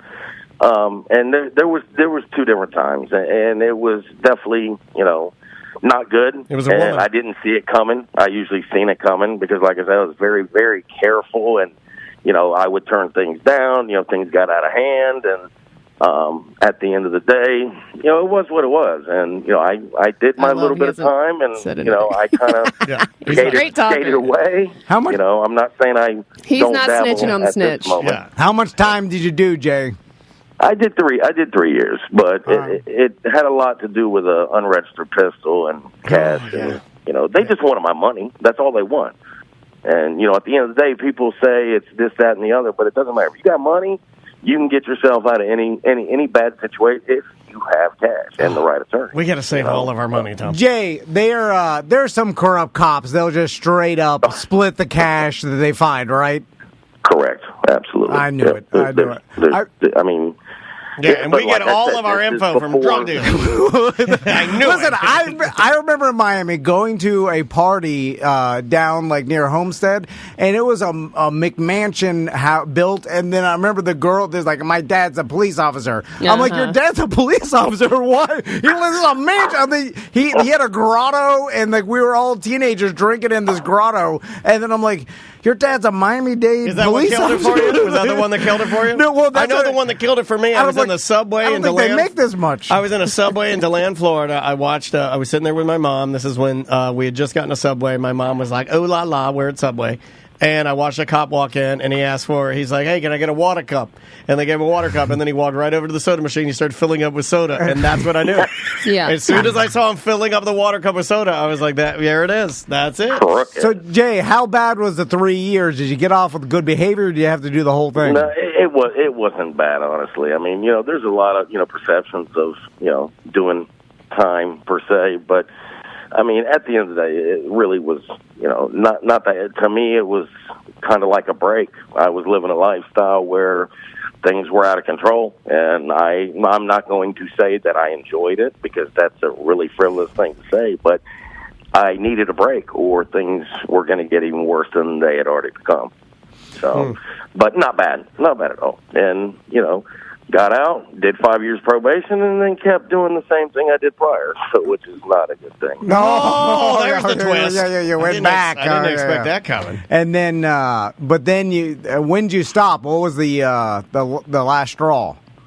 Well, the 5 years probation was I was on federal probation, and I'd had enough. Just the run and run. It comes to a point where you got to analyze: is this worth that? And things happen. You get older. I'm 46, just like Daniel. So I've had enough. I'm tired. I got. You don't need to talk about that. Yeah, I know. I understand. I'll be 46 here soon, and like I said, I relate. I feel good, but at the end of the day, I know I'm old and have a lot of crooks, and it's rough. Well, you live to tell about it. You're good now. Yeah. You're out. You don't have to worry about it. It's behind you now. Hey, you had an adventure. Yeah, that's definitely an super adventure. interesting life. Listen, that's true. I know lots of people in their that are 46 that their Haven't story. done anything yet. I'm right here. No. I was just saying, like they went to college, got a job, they worked. They don't even have a wife. It's just like out there, no wife or husband. They sit alone and eat Tijuana Flats. They're watching old Matlock. I mean, you spent 3 years in prison. Like you have such an amount of different perspectives. Loose women, a handgun unregistered. Yeah. I'm sure multiple near-death experiences. Did you ever let me ask you this. Did you ever make love to a woman and then put the gun in her mouth? Unloaded. Negative. Okay. No, I have not. Some people like that. But I will say at the end of the day, I wouldn't change a thing. It was a good experience. The older I get, I look back and how somebody, a lot of people have one or two stories. I have a lot that, I can't really understand why I got out of the situations I got out of. I mean, money, like I said, comes into play. But at the end of the day, things happen, and we just keep moving forward and try to do the right thing.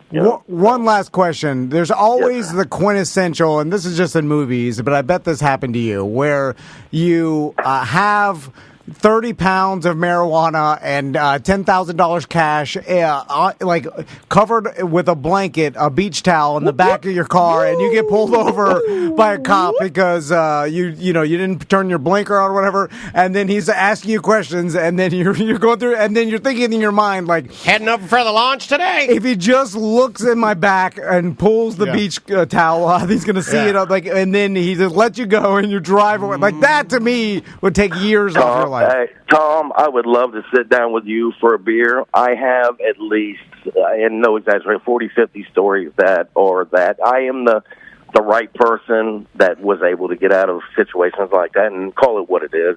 But, I mean, so many close calls where it was like, wow, and even as of recently, honestly, but where it's like, wow, that really did I was able to walk away from that, and you kind of gotta just live it day by day and figure it out. We need to hire Jay. Oh, He's a hustler, man. Yeah, also stone cold mother effer. Smooth under pressure. I like that. Are you a chirper? Do you chat it up? Say again, I'm sorry. Are you a chirper? Like when the cops pull you? No, it's funny. I'm more like Tom than Daniel, even though I'm an only child. So I have all that. I have the OCD. I have, I have all those elements, but I'm more like Tom, more reserved, and that got me out of a lot of stuff, too, where I just remain quiet, and take my place where I can. Yeah, blend in. And I've talked myself out of more situations than not, honestly.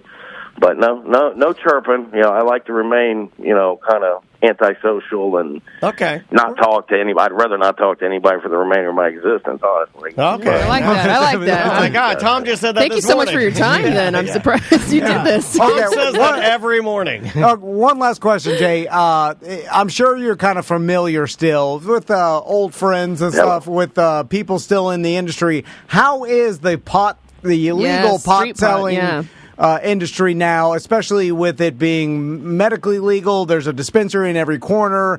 You can Is it hurting the street business? You can go to buddocs.com and then I can get my recommendations or same you can day. go to a gas station, get Delta 11 or whatever it is, and it doesn't matter. You can sell at Bed Bath & Beyond. You can sell at 7-Eleven. So I've heard that it's helped illegal pot dealers because it's... Or that's just what they say because they don't want you to feel like they're doing bad. I don't know. What do you think, Jay? Dead. They got him. They finally got him. Oh, God. Yeah. He killed himself. Are you there? Sam. Jay, are you with us? I'm back. We thought they got you, man. I'm back. Get up off of that thing. So I swear that was on y'all's end. I made sure that I was in a place where I could. You're Tom's long question is basically: has the dispensaries and legal weed actually hurt the street business of selling? You know what? That's funny, and honestly, no, not at all. It continues to be exponentially cheaper, and that's what I always hear. Yeah. And now less cops are looking for it, I feel like. They don't care anymore. Really, no one cares. Exactly. So it feels like less pressure for pot dealers now. Now's the time to get in, right? Yeah. Correct. Yeah, but if you already have the foot in the door, then honestly, we can always, I don't want to say too much. We can always beat the dispensary. It doesn't matter. End of the day, it doesn't matter. Yeah, of course. Man, this sounds like you're still in the game. Because of course you can, because you don't have to pay. You don't have to pay the taxes they do. You don't have to have the employee. It's just like you can undercut them at all times. We should start advertising real drug dealers on our show and taking their money. I almost went and got my license, and I thought it through. I was like, I'll just wait. It's not a license, it's a recommendation. I've been trying to get Tom to say this for 5 effing years. I like calling it a license. I know you do, but then they get all like mad. A license. But they get mad when you say that. They're like, blah, blah, blah, blah, blah, it's not a license. All right, it's a recommendation. You are recommended to take this. Not really. I'm going to start calling all my licenses a recommendation. Like, this is a driving recommendation. Inoculation. It's called the old, what's his name? The Packers. Yeah. So, all right. Yeah, the dispensary aspect of it, I think it's great. I fought for this. I'd like some of my time back due to the fact that now, it's legal, quote unquote, but I would never go get mine. I think it's too expensive. I think they need to come back on it. And their flour, their carts, their eddies, all that to me is way more expensive than what you can get, on the black market. Yeah, but Jay, listen, I'm never a peace of mind guy, but I'm too soft and too old to go to jail anymore. Yeah. So I don't, and I'm like not paying attention. So I won, I crash, and then the cop finds weed, and then I'm in jail. I can't go to jail, Jay. Look at me. I'm so soft now. Over the years, I'm too small to go to jail, and you're too soft to go to jail. then I'm Well, sitting one of the there, I'm things- like, Sam oh, would be God. fine. Sam would be fine, I feel like. I'd be the queen of the If jail. you went to ladies' jail, They know me there. I feel like you'd be fine. then I'll be embarrassed. All my contemporaries, they see it. Maisie will be like, I knew it. I'm starting My a fight sons, club. oh my God, my sons. All right. They'll have to talk you through the glass. I can never let them see me Max like is that. Oh, yeah. Crying. That- I Max, need to fun. hug them. Max is crying. He's Who's like, going to make their egos? My dad's a loser, pigman snoozer. I know, yeah. Anyway, all right, Jay. Well, thanks for being Yes, so sir. candid with us. Absolutely. This is awesome. I appreciate it. I know this is probably hard for you to do. He said he not didn't hard. want to Just talk to trying to anybody be- else in his life. He gave us 40 minutes. We appreciate it. Well, no, I appreciate it as well. Like I said, big fan. You know, Thanks, I've man. followed you guys for a long time. So, well, we appreciate it. Thanks for being so cool, and good luck out there, all right? absolutely, one day at a time. All right, man. All right, Happy take it holidays easy, and Jay. all that. See ya. That is Jay live from he's still doing He it. gave me like Sam Elliott vibes. Yeah, he's still doing it. 'Cause he's like, I don't want to say too much. Why not? Why do you want to say too much? Well, dude, it's probably nerve-wracking just because you're like, now I'm saying this on a podcast and a radio this show. is all made up. This is just like War of the Roses. It was 95. All of these Fine. people I that know. call in are actors. They're all But you- actor buddies of ours from all across the globe. But I'm sure this was something you didn't tell anybody at one point in your life. Like, you didn't tell your closest friends, right? Apparently, they'll snitch on you. And, I know. Yeah. And so that's No loyalty in anything. like that paranoia sticks with you, and now even though it's 20 years later, you're saying it on a radio Yeah. show. He's like, damn it, I shouldn't have done that. So stupid. I'm going to get an email. Can you not air that? Can you like Taco Bob? Hey, Daniel, can you delete that whole poop it in the trash can thing? We will never give up your identity, Jay. No. If the cops came to us, we will not tell Just them. like We ain't Apple. snitches. They'll say, open the phone. I'm like, won't do it. What are you going to do about it? They're like, we'll put you in jail. I'm like, I'll get the file. Here's his number. Here's his name. Here's where he called from. I triangulated it. I'll drive you over there if you want to. I'll be. Where's my suit? I'll be there at 9. All right. We'll be right back. Welcome back to A Corporate Time. Speaking of corporate, corporate Christmas parties, buddy. Yes. It's the time of year. So I love those signs when you go into a restaurant and they're like, plan your party with us. I love those. I got another funny story from a buddy of mine. I'm not going to say what company it is. Yeah, please don't. Because I don't want him getting in trouble. But 2 years in a You row already now. got Tony Rage fired years ago from his distributor. No, you didn't get did? fired. And you got Yeah. Giuseppe didn't even get the job. Giuseppe didn't get the job. That wasn't my fault. Hey, You were the reference. Thomas said I was going to be the chef of the South Disease. So a year ago, he sent a group picture of basically a video. And I say group picture because me and my Miami friends all have like this group text. It's on like WhatsApp or whatever. Yeah, that's where you guys plan to storm the Capitol on the WhatsApp. Yeah, And with your new Telegram account. So he sent a picture of essentially it was. You could call it a burlesque dance. Yes, But, okay. I mean, it You was... told me about this. This is It awesome. was pretty sexy for a company Christmas party. Yeah. Like, it was like, where families were invited or whatever. Spicy Santa baby. Families, like children? Yeah, like it was a family company Christmas party. Like, so there was and then they had hired some burlesque dancers Santa to do like, baby, but the way they were dancing was like you would boom boom. It wasn't 100% inappropriate. Were there but it was- tassels on some sloppers? No, it wasn't that. It was like Thonger. It was more of a classier burlesque dance, but it was stripper Garters? style. Garters. There was garters. Okay, garters. We were all laughing because we were just like, who? Like the owners, like I know what they like. and he said, and now in this particular company does skew more blue collar, regular man, real man. Yeah, we like wet asses. So that does have something to do with it. It's like it's But not not the Yankee song. Candle. It's I'm 62 years old. I'm worth $8.6 million. I like wet asses. So then we thought this year we're like, well, maybe he got some complaints and some like wives were like, because some of the employees that are older, so their wives are like in their late 50s, 60s, and so I'm like, maybe they got an email. They're like, hey, let's keep it simple. We'll do catering and like we'll not have any live. No burlesque. We'll just have some music playing, and then all of a sudden I get a text again, and then it's a swing hanging from the ceiling, that they set up, and then he's like, I wonder who's going to be swinging from this later, and then we were all excited, yes, and it was a burlesque swing dancer. So this is a horny boss. I was hoping it was Country Bear Jamboree, and it was it's a naked bear, the girl bear, though I forget her name. Lulu? Is it Lulu? I can't remember. It was essentially what they used to do at Mako's, like a swing girl. Yeah, but if you've got a thong on, you're looking straight up at, Yeah, and then, so it was essentially a burlesque strip dancer. Stripper in the sky, Cypress Gardens. Swinging from the thing, and then we laughed and laughed. And so this now is a tradition I look forward to with my buddy's company Christmas party, but there's a lot of bad ones. And I remember one time, and like Crystal had a company Christmas party at a moving company she worked for, right? And so it was the quintessential, like, boss is paying for everybody and their spouse to come to like Olive Garden or whatever in their conference room or whatever.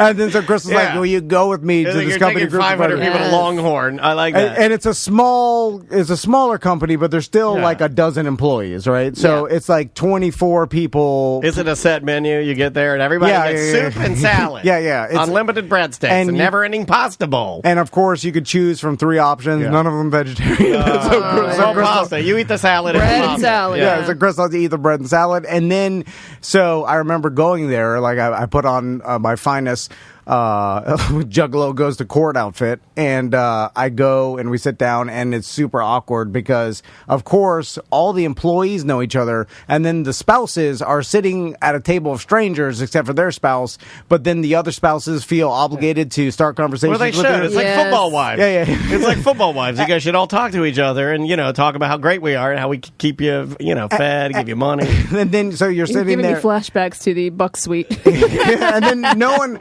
now. But this is not fancy. Different kind of money, Sam. But no, we're not. This is not a fancy company. No, I know. But older bosses still have the same. They do things a certain way. This is like honestly, this is the equivalent of like the show The Office, The Warehouse. Yeah. Well, they went to Bennigan's, didn't they, or Chili's, or Applebee's? There was in a moving industry. There's a warehouse crew, and then there is like the office crew, that works in cubicles like up front, and there's 8 office workers, and then warehouse crew, but they're all the same company, so they're all going different departments. So everybody's some different. People are going to wear jeans, but no one's rich by any means. No. Everybody is, These are the commoners. Yeah, like you're just sitting there. But that is so it's not really fancy. And then the boss gets up and then he does a speech, and then people are uncomfortable. Thank you guys. So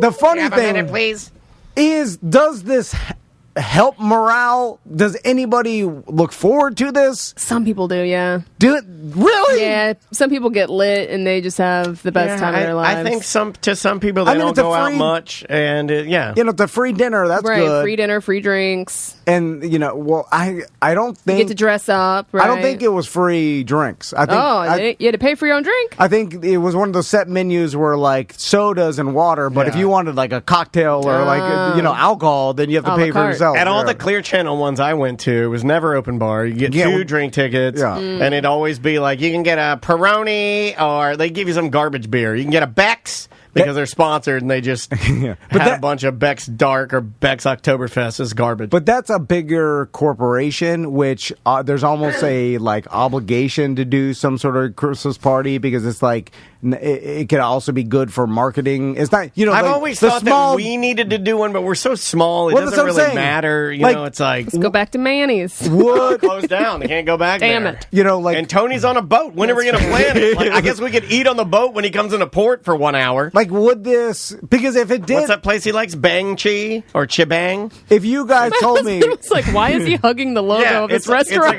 It's like Japanese Mexican. If everybody, which is a weird combination. Would everybody like to do that? Would it help? Would it because I don't? Who cares? Who cares? You are a lot of who cares.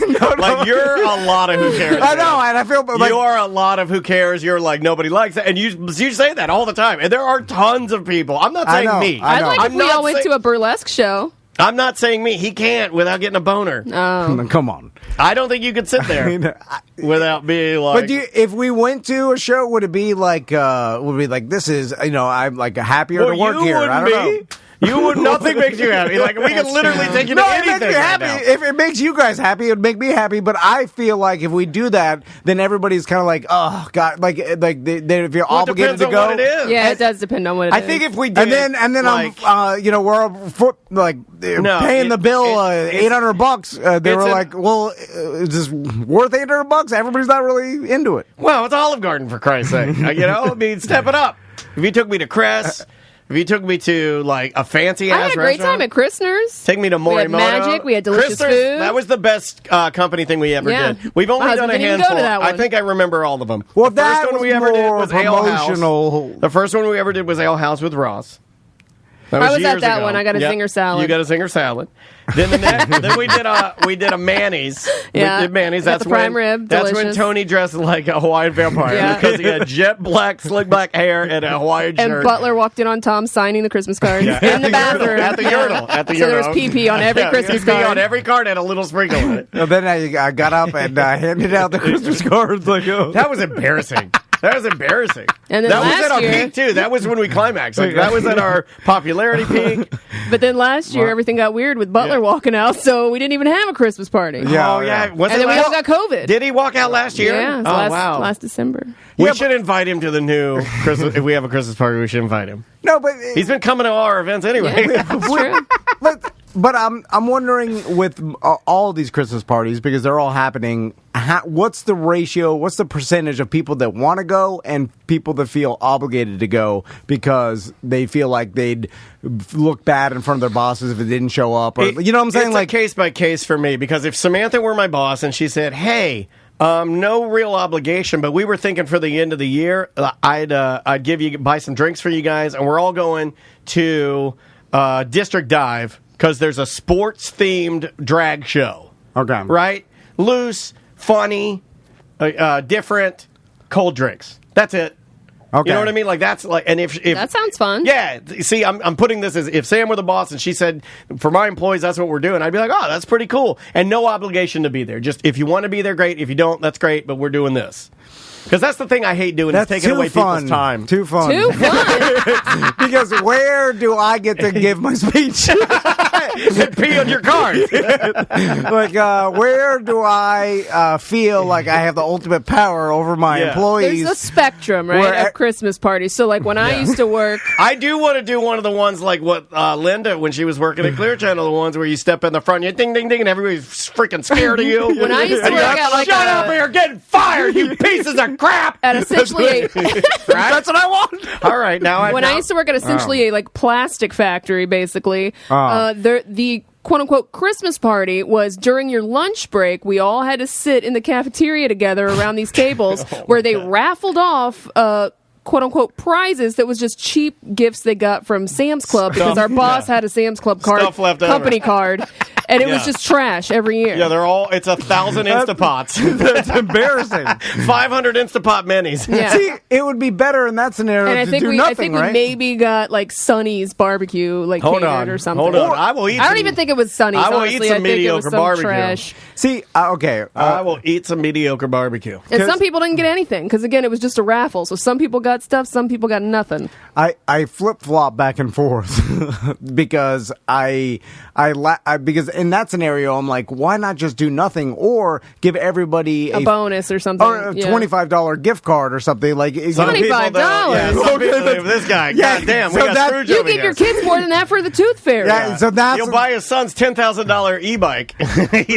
So now I see the problem is that you can't give everybody a $25 gift card because they'll be like Scrooge. They'll make fun of it and they'll S on it. Well, you're also standing in a place of position. You're standing up there like you're the boss, handing out like pennies. Yeah, right. Yeah. So you have to give everybody a personal bonus. It has to be big, and then you can't afford it. So then that's why you go Olive Garden. That's why they go with like pizza party, raffle, Sam's Club. I'm going to be going to my husband's this weekend. It's going to be a good one, and it's going to be at the Hyatt Regency Grand Cypress Resort. Oh, that's where ours Four Flamingos is. That's where ours is going to be this year. So it's a fancy pants one, and it's his new job. So I have no idea how this is going to be. It'll be great.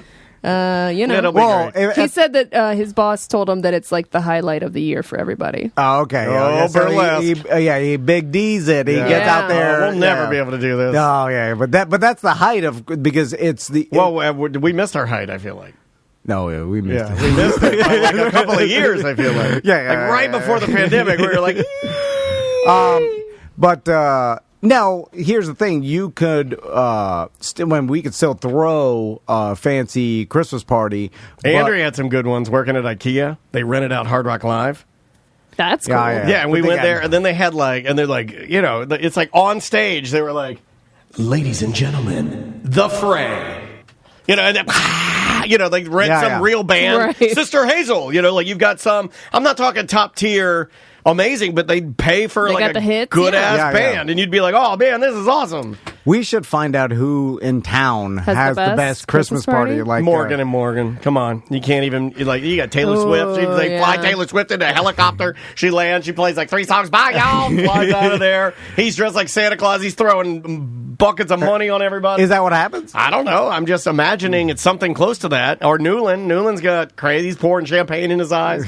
I don't know. Like there's got to be some sort of like. Where can I get HD quality video of Dan Newland dumping champagne into his eyes? It's my favorite. I think I'm going to do that next year for Halloween. You're going to be Dan Newland? Yeah, the leopard print shirt, the big chain, pour champagne in my eyes. You could glue like champagne bottles to make it look like... Oh, yeah, like little mini ones on the glasses. Like on the glasses. Yeah, that'd be funny. Doesn't that hurt? Can he still see? So. No, he looks like he's in pain. Have you seen his new commercials? No. They've maxed out the saturation. Whoever edits the video, they've maxed out the saturation so much where his eyes literally look like sapphires. They're beautiful. Friggin' beautiful eyeballs, that guy. So, what are we doing for our holiday party? We only got 3 employees. Back to the smaller deal. Yeah, we've gotten smaller. Okay, so what's the best, if you're a small company, what's the agreed upon best for the employees beyond, like, some small companies can't give away huge bonuses, Time right? off. Time off is great. Well, some companies can't give away time off. Like, like a half day? Some people get really excited if you're like, you know what? But we're leaving early. Yeah. We're leaving at 11:30. Oh, okay. Well, before the weekend or before Christmas or whatever. Like, I feel like everybody does that. But I'm saying like the get together. What could you do that everybody were like, oh, okay, this is good. This is cool. Like just really good catering and. Okay, how about this one? I mean, dinner and a show is good. My buddy Dave has that. And he's in LA, so they're going to do cooler stuff. I think just by being there. I have to. I think for their Christmas party, he had like 6 really awesome food trucks come and park at the building, and you could select from any of the 6, and he picked up the tab. Okay, yeah. I thought that was pretty cool for lunch one day. Yeah, I was like, oh, that's all. So you had like tacos, you had like Asian street food, salads, gyros, barbecue, pizzas. But smaller than that. Let's say you had a $2,500 budget for your company, right? And I feel like if you have a company that Let's do Andretti indoor karting. That's good, but see, again, not everybody's going to do that. Yeah. And, Susan from accounting, she's a little hard. Okay, let's do it. Yeah. For us, I mean, we could do. We're so small that honestly, it doesn't really apply because we could do anything that we like, and then. I feel like with our company, it's easy for us to decide. But I'm talking about like the quintessential. You have 8 employees or 10 employees, and they all are different. I have different interests. Like they're not like-minded. That's where you have the problem because you can't. Because then you end up like being the Office parody where Phyllis is getting into a go-kart and saying like, I don't want to do this. You know what I'm saying? Like, you know what I miss? You're Michael Scott forcing everybody to. Can I tell you? And I barely got this, but I do miss. When I worked for press broadcasting, and this would be impossible now, but there's got to be a company that's small that still does it. But, there were only like maybe 25 people that worked at the station, right? It was pretty small, so I'm going with what you're saying. Okay. But the owner and then the managers around there would actually take the time to, like, I was an intern, and they gave me like a basket with like candy that I like, a pair of the brand new Sony headphones. That because I knew I needed it, like a book. That it was like really thoughtful. So, and that takes a ton of time. right? The thought And you makes got to a know the difference. person, right? Yeah, you got to yeah. put in. That was obviously time in. You know, they made a joke. Even Ed Till put some condoms in there as a joke because he's like, I just turned, I don't know, I forget how old I was, 21, 22?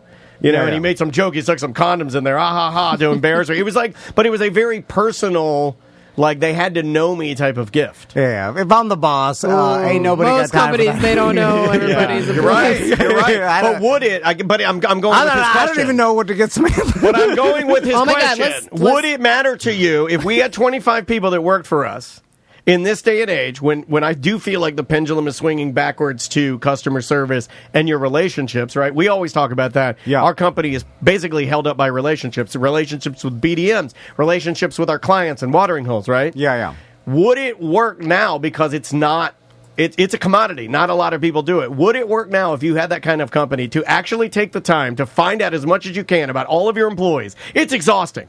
But would that be the equivalent of being a top-tier awesome boss because you actually did the time? Yeah, You yeah. did the work of finding out, like, Well- he's into golf, so I got him a putter, and I got him a $50 gift card to Drive Shack. That's everything, Right. Nothing comes free, so if you Time in. if you don't want to spend that much money, you got to spend time researching, right? So Right. then some people don't have the time.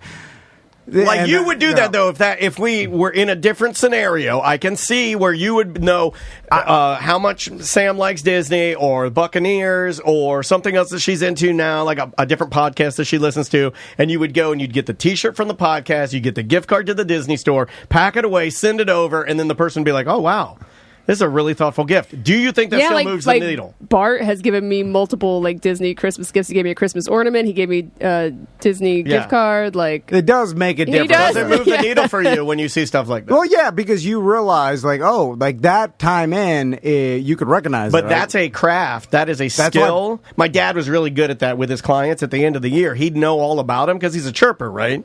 So when he'd come back in, the gifts that he would deliver to them for the end of the year to Good thank gift them. giver. Yeah, like he'd thank them for being his client by giving them something that was personal.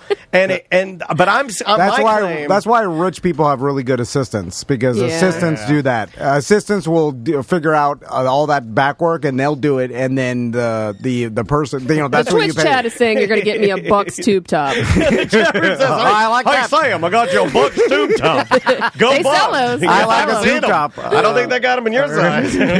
Woo. Sew two together. Now, okay, last question. So let's say you're the small business boss. You're like every small business, you're struggling for every dollar, and you want to do something for your employees, but you realize, You get them all BDM memberships at top tier $10.95. That's what I would say. So, and you budgeted, like I said, $2,500. But let's say you have, 12 employees, and you're like, okay, I have $2,500. I could either do some sort of party for them, like with lunch or something like that, or give them each $200.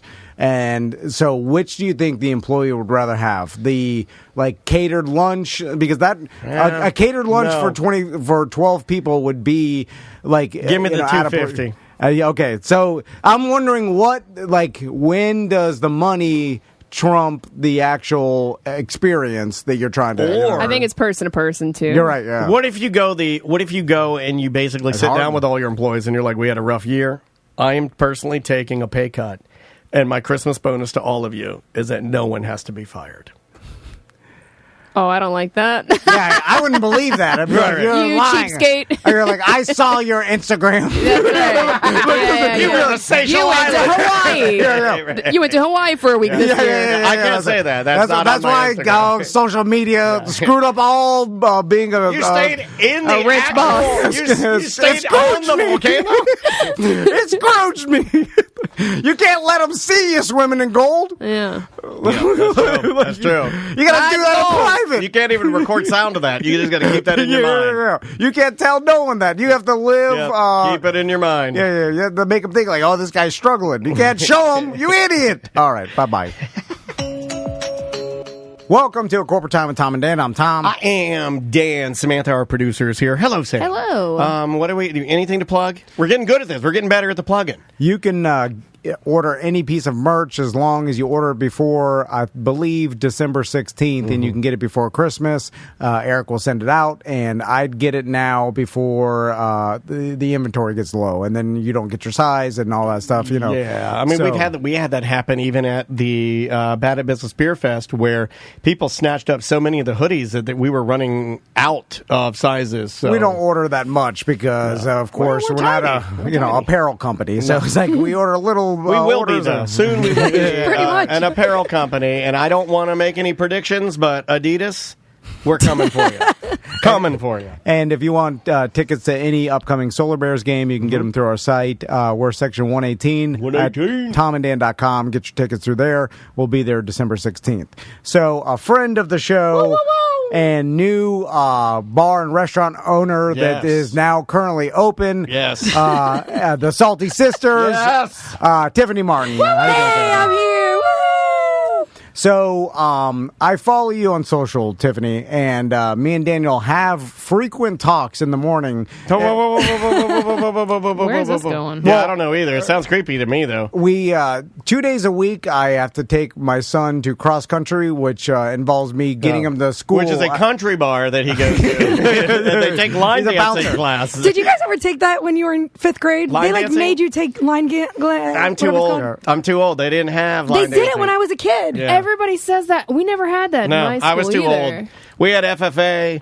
We had I had square dancing. Good old- we would just, I didn't have that either. Inwood Elementary School, we learned how to line dance. Yeah, we didn't have Taft, square we did not dancing. do that. we did square dancing, which was odd choice in Miami. Miami, It was just like in the late 80s in Miami. They call it four corner dancing. Yeah, but so you did it too, though. That's what I'm talking about. In PE. That's what it was. Yeah.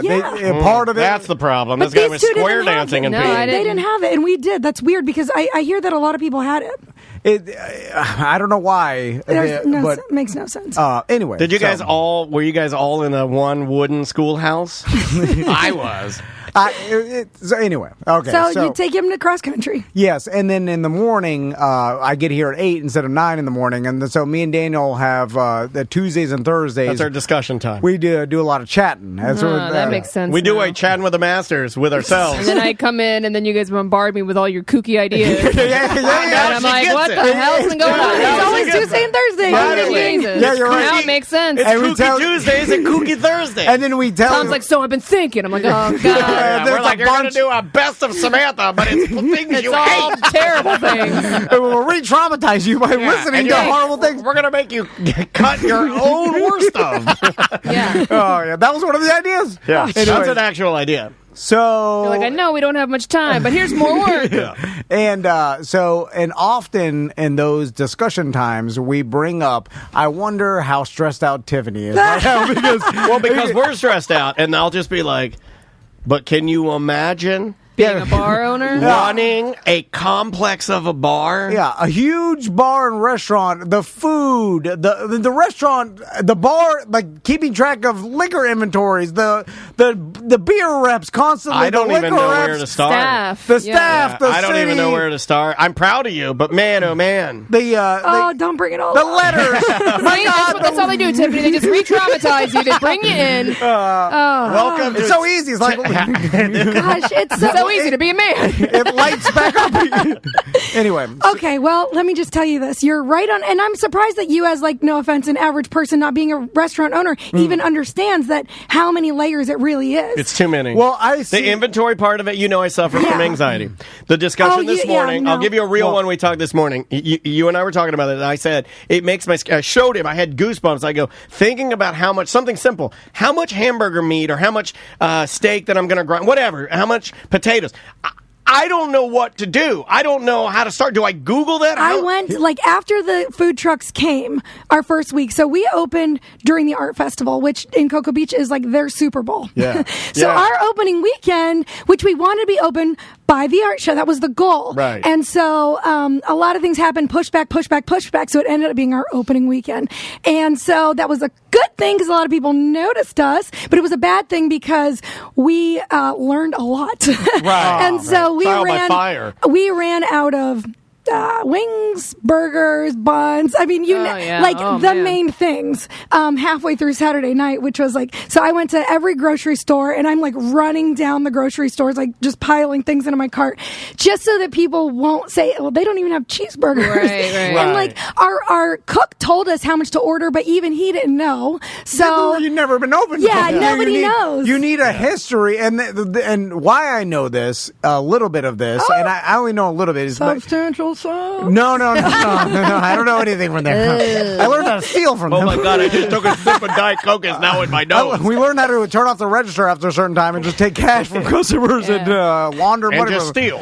But my buddy Fernando, you've met Fernando, okay, and he's a hell of a restaurant manager. Well, that guy knows his way around. He's basically a general manager for Sports Grill and he's done down it for in Miami. so long. He's he's the guy. And so every time I see him, I literally, we have beers, and I'm like, tell me how hard real life is. And then he tells me horror stories of okay, people, people not showing up, and then he's like, this guy, you had to rehire him, he quit, he rehired him, begged him to come. Or don't even get me started on the fluctuation of the price of chicken wings. Oh, they lose money. My hair has goosebumps when you just mentioned that. Like that's how prices go up. That's how much I'm affected by everything you're saying. Oh, the customers are crazy. bitching. They won't wear masks. That was back then. It's like, I'm glad I don't have to deal with that right now. We're open, baby. And he's like, it's not me. This is the thing. He's like, don't get mad at me.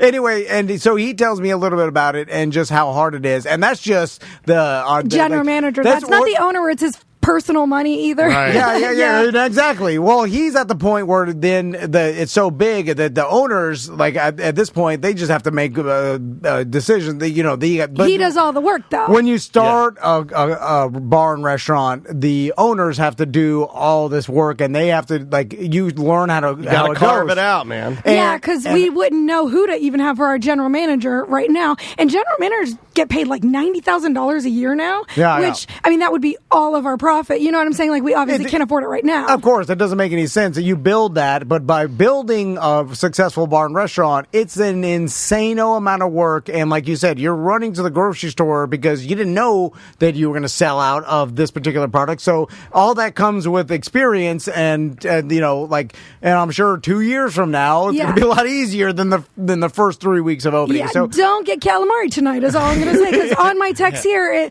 the Cisco truck came Wednesday, and they just text me, by the way, we're out of calamari. I'm like, could have told me that yesterday. Yeah. So, and then you can't order, like, if you don't put it on the Cisco truck, I can't just order, okay, now we just need 1 case of calamari tomorrow. Like, they're not going to come for 1 case. So now I either have to A, be out until our next order, or B, I have to go to the store. So guess what happens? I go to the store. And I go to the store quite often. I think I went to the store, I'm not exaggerating, 18 times last week with a 10-month-old baby and a 3-year-old. So babies, I have found that babies at 3 months old are very helpful at the store. I'm not BSing you. So now I have my 3-year-old pushing my daughter in the good cart, for him. and I just say, stay right next to me, because I have so many carts. I can't push a cart with a kid in it because that has food in it. Oh my God! So stressed out business mom. It's like everybody used to tell me, "Oh, you're the hardest woman. You're the hardest working woman." I'm like, that was nothing. That was nothing. I would stay up all night promoting my band on the internet. Oh my gosh, I would love to do that right now. Yeah. Like, it's all perspective. Being a business owner with 2 small children, that is the difference right there. I could probably do it somewhat easier.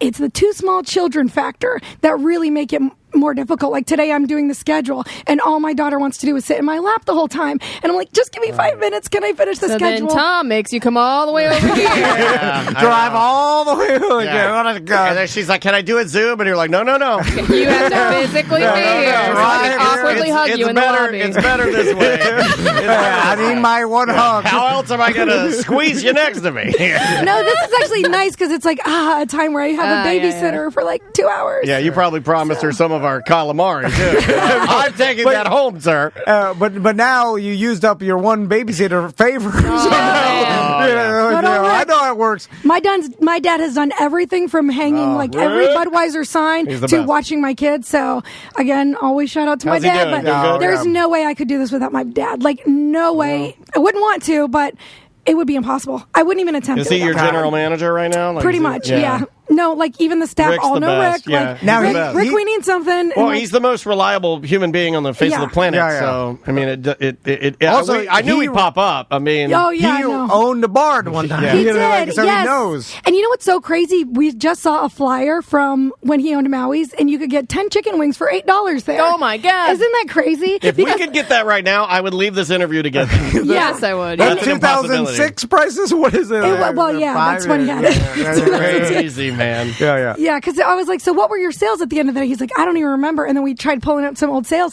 and they were like half of what we are, but they were having more customers. And I'm like, oh, it's your prices. You were like $2 soup, things Right. like that. So Yeah. it's just not like Dollar that anymore. tacos is not a thing anymore. There's not. It's just not. But you can't even. You can't find You're it. losing money if you're charging that. Yeah. I mean, that's what it is off the truck. That doesn't include anywhere near the overhead. No. And the overhead is so much more than people even think. Just like the soda companies paying for the plumbing companies, just to use the computers, like the handhelds that the girls are using, each one is $50 a month per server. So it's like, damn, every little thing is so expensive. You really have to make a lot of money to make it in this business. And then your customers are like, $12 for a Yeah. burger. What? I remember when it was $8. And you're like, that was 15 years ago, old man. What But the hell? even McDonald's is crazy expensive. I know. Everything Everything. goes up. Everything But it's is. funny because people complain about the prices. I'm like, yes, that's what happens. Like, Yeah. that's how money works. You know, I've Like, actually, things get more I have expensive. not gotten a complaint about the prices yet. I've gotten a few just on the first day. I got a few, like a server, like her first day didn't push send to go to the kitchen. So it had been 45 minutes and they still didn't have their food. And then I'm going to the table. I'm like, I'm so sorry. I know it's our first day. We just opened. It's our first. And like, they don't give an S. If it's your first day, if it's ours, like they don't care. And I'm like, what can I do to make this happy? I will comp your bill. And she's like, nothing can make me happy. I'm going to write a terrible review. That's what she said. That's what she I'm said. gonna kill myself in your parking lot. You don't go to extremes. She was like, man. I'm not recommending this place. I'm going to write horrible reviews. And I'm like, I For the called your rest of my bill. life, you have picked on the wrong person. And I'm like, what else can I do? I'm a brand new owner. Like, I'm pleading with this lady, and she does not care. She's looking down. It was disrespectful. Now, if My son's meal came out after mine. Oh, and I that was is like, disrespect. No, oh who my cares? gosh. And then she was like, you're the fourth person to tell me you guys just opened. I was like, we've been open. Well, Well, we're that's not. the reason, you dumb old hack. I know. you bitch. And I don't have the thick skin yet. Like, my sister's like, did you tell her not to ever come back? And I'm like, Well, your sister's been a bar yeah, owner for because a my while. sister owns a She's bar. hardened. Exactly. Wait a minute, that sounds like us. I am Elise, and you are Tiffany. And Yeah. he's like, And you're like, no confrontation, no confrontation, I'm no like, kick him in the balls. And Elisa's like, tell him not to ever come back. I don't care. And I'm like, Elise, you can't say that to anyone. Yeah, okay, I was going to ask you about Because she has that. thick skin. I don't You have guys it are yet, so you know? cute, though. Yeah, she's We're done definitely it. the yin and yang. I could not do it without her. Now- Oh my God, I could not do it Yeah, without my she's sister. done it. She's done it. Tiffany, this is an honest question because I've been wanting. Of course, we have you on here. We're promoting. Go to Salty Sisters.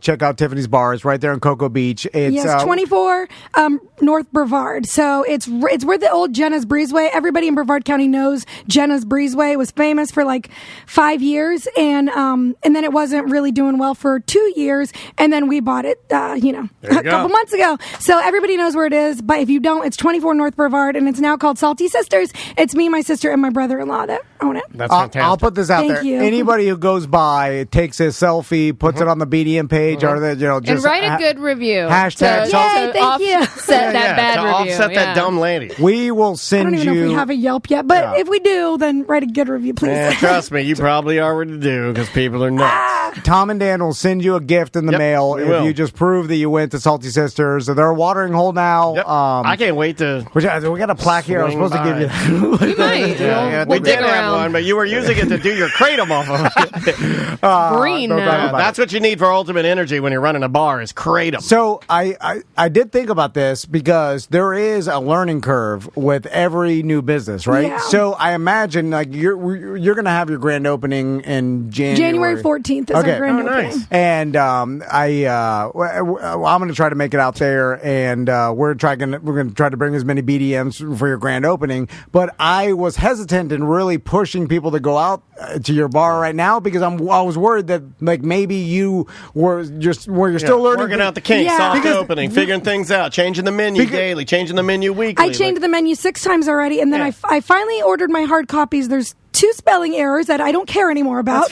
So it's like, and maybe people will point it out, and then it'll make them talk. It's the Tom and Dan way. We've been misspelling since 09. I know. We just leave it. I left it. I don't even care. We have merchants misspelled. We had shot glasses that misspelled. I think we had commemorative plaques for people that passed away that were misspelled. It's fine. It's fine. We're fine. Everything's fine. People think it's charming, or they don't. Or they don't because they can't read. If they don't think it's charming, they think you're special needs. And then they'll feel bad for us. And so we've had that. Do you were you concerned like people because now with the internet and it's we should talk to Rick about this. I'm going to have a beer with Rick at Salty Sisters Bar. Having a beer with Rick, just because I imagine that's something that he didn't have to deal with as much is like how easy it is for people to leave bad reviews or whatever, or like crazy people that will leave some review. And sometimes you don't have any recourse. Yeah, and you're like, this hurts my business. Do I I understand if I try to make it better, or you're leaving a review about like something that's like totally uncontrollable or that doesn't make any sense. Like I don't like mahi mahi.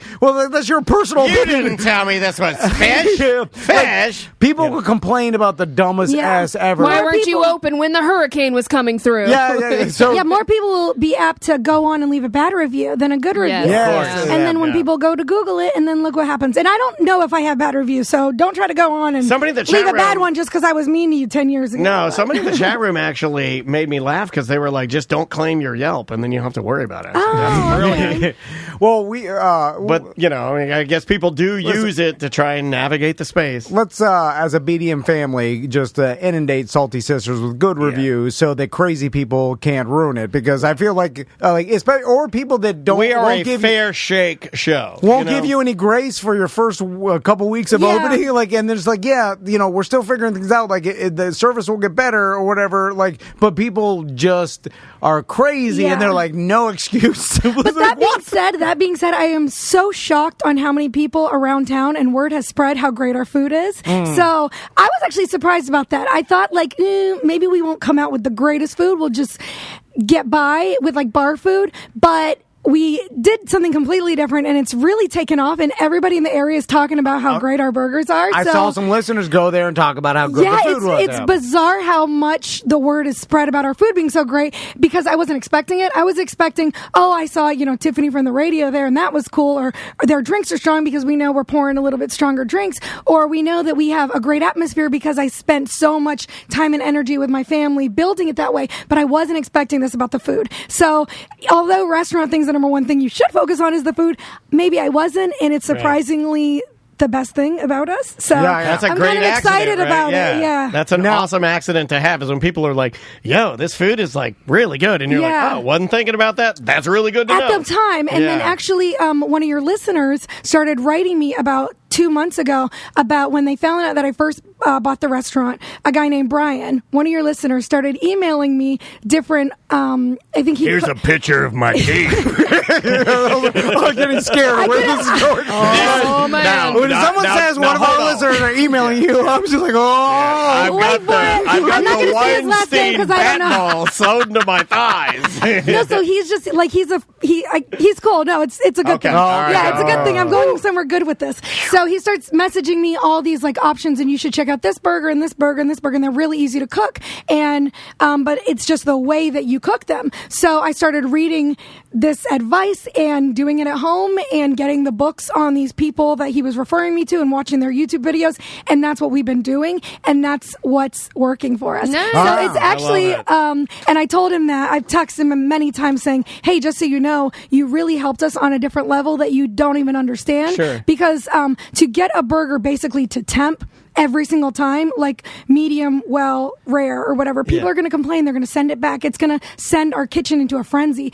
he created it where we don't have to worry about that, and it's more focused on like the toppings and the way that they are grilled together and everything. And it's just, it has saved us and it has put us on the map. Nice. And it's really been And incredible. I love hamburgers. Isn't that cool? That's awesome. Like one of your people did that. I'm like so excited to hear that. I thought it was going to be a D pick. No, really it did. was really a good I'm thing. glad I it's thought it was like- going to be Giuseppe. I was like, oh, Yeah. no. Well, he's a good dude. We had a guy named Giuseppe apply. We know.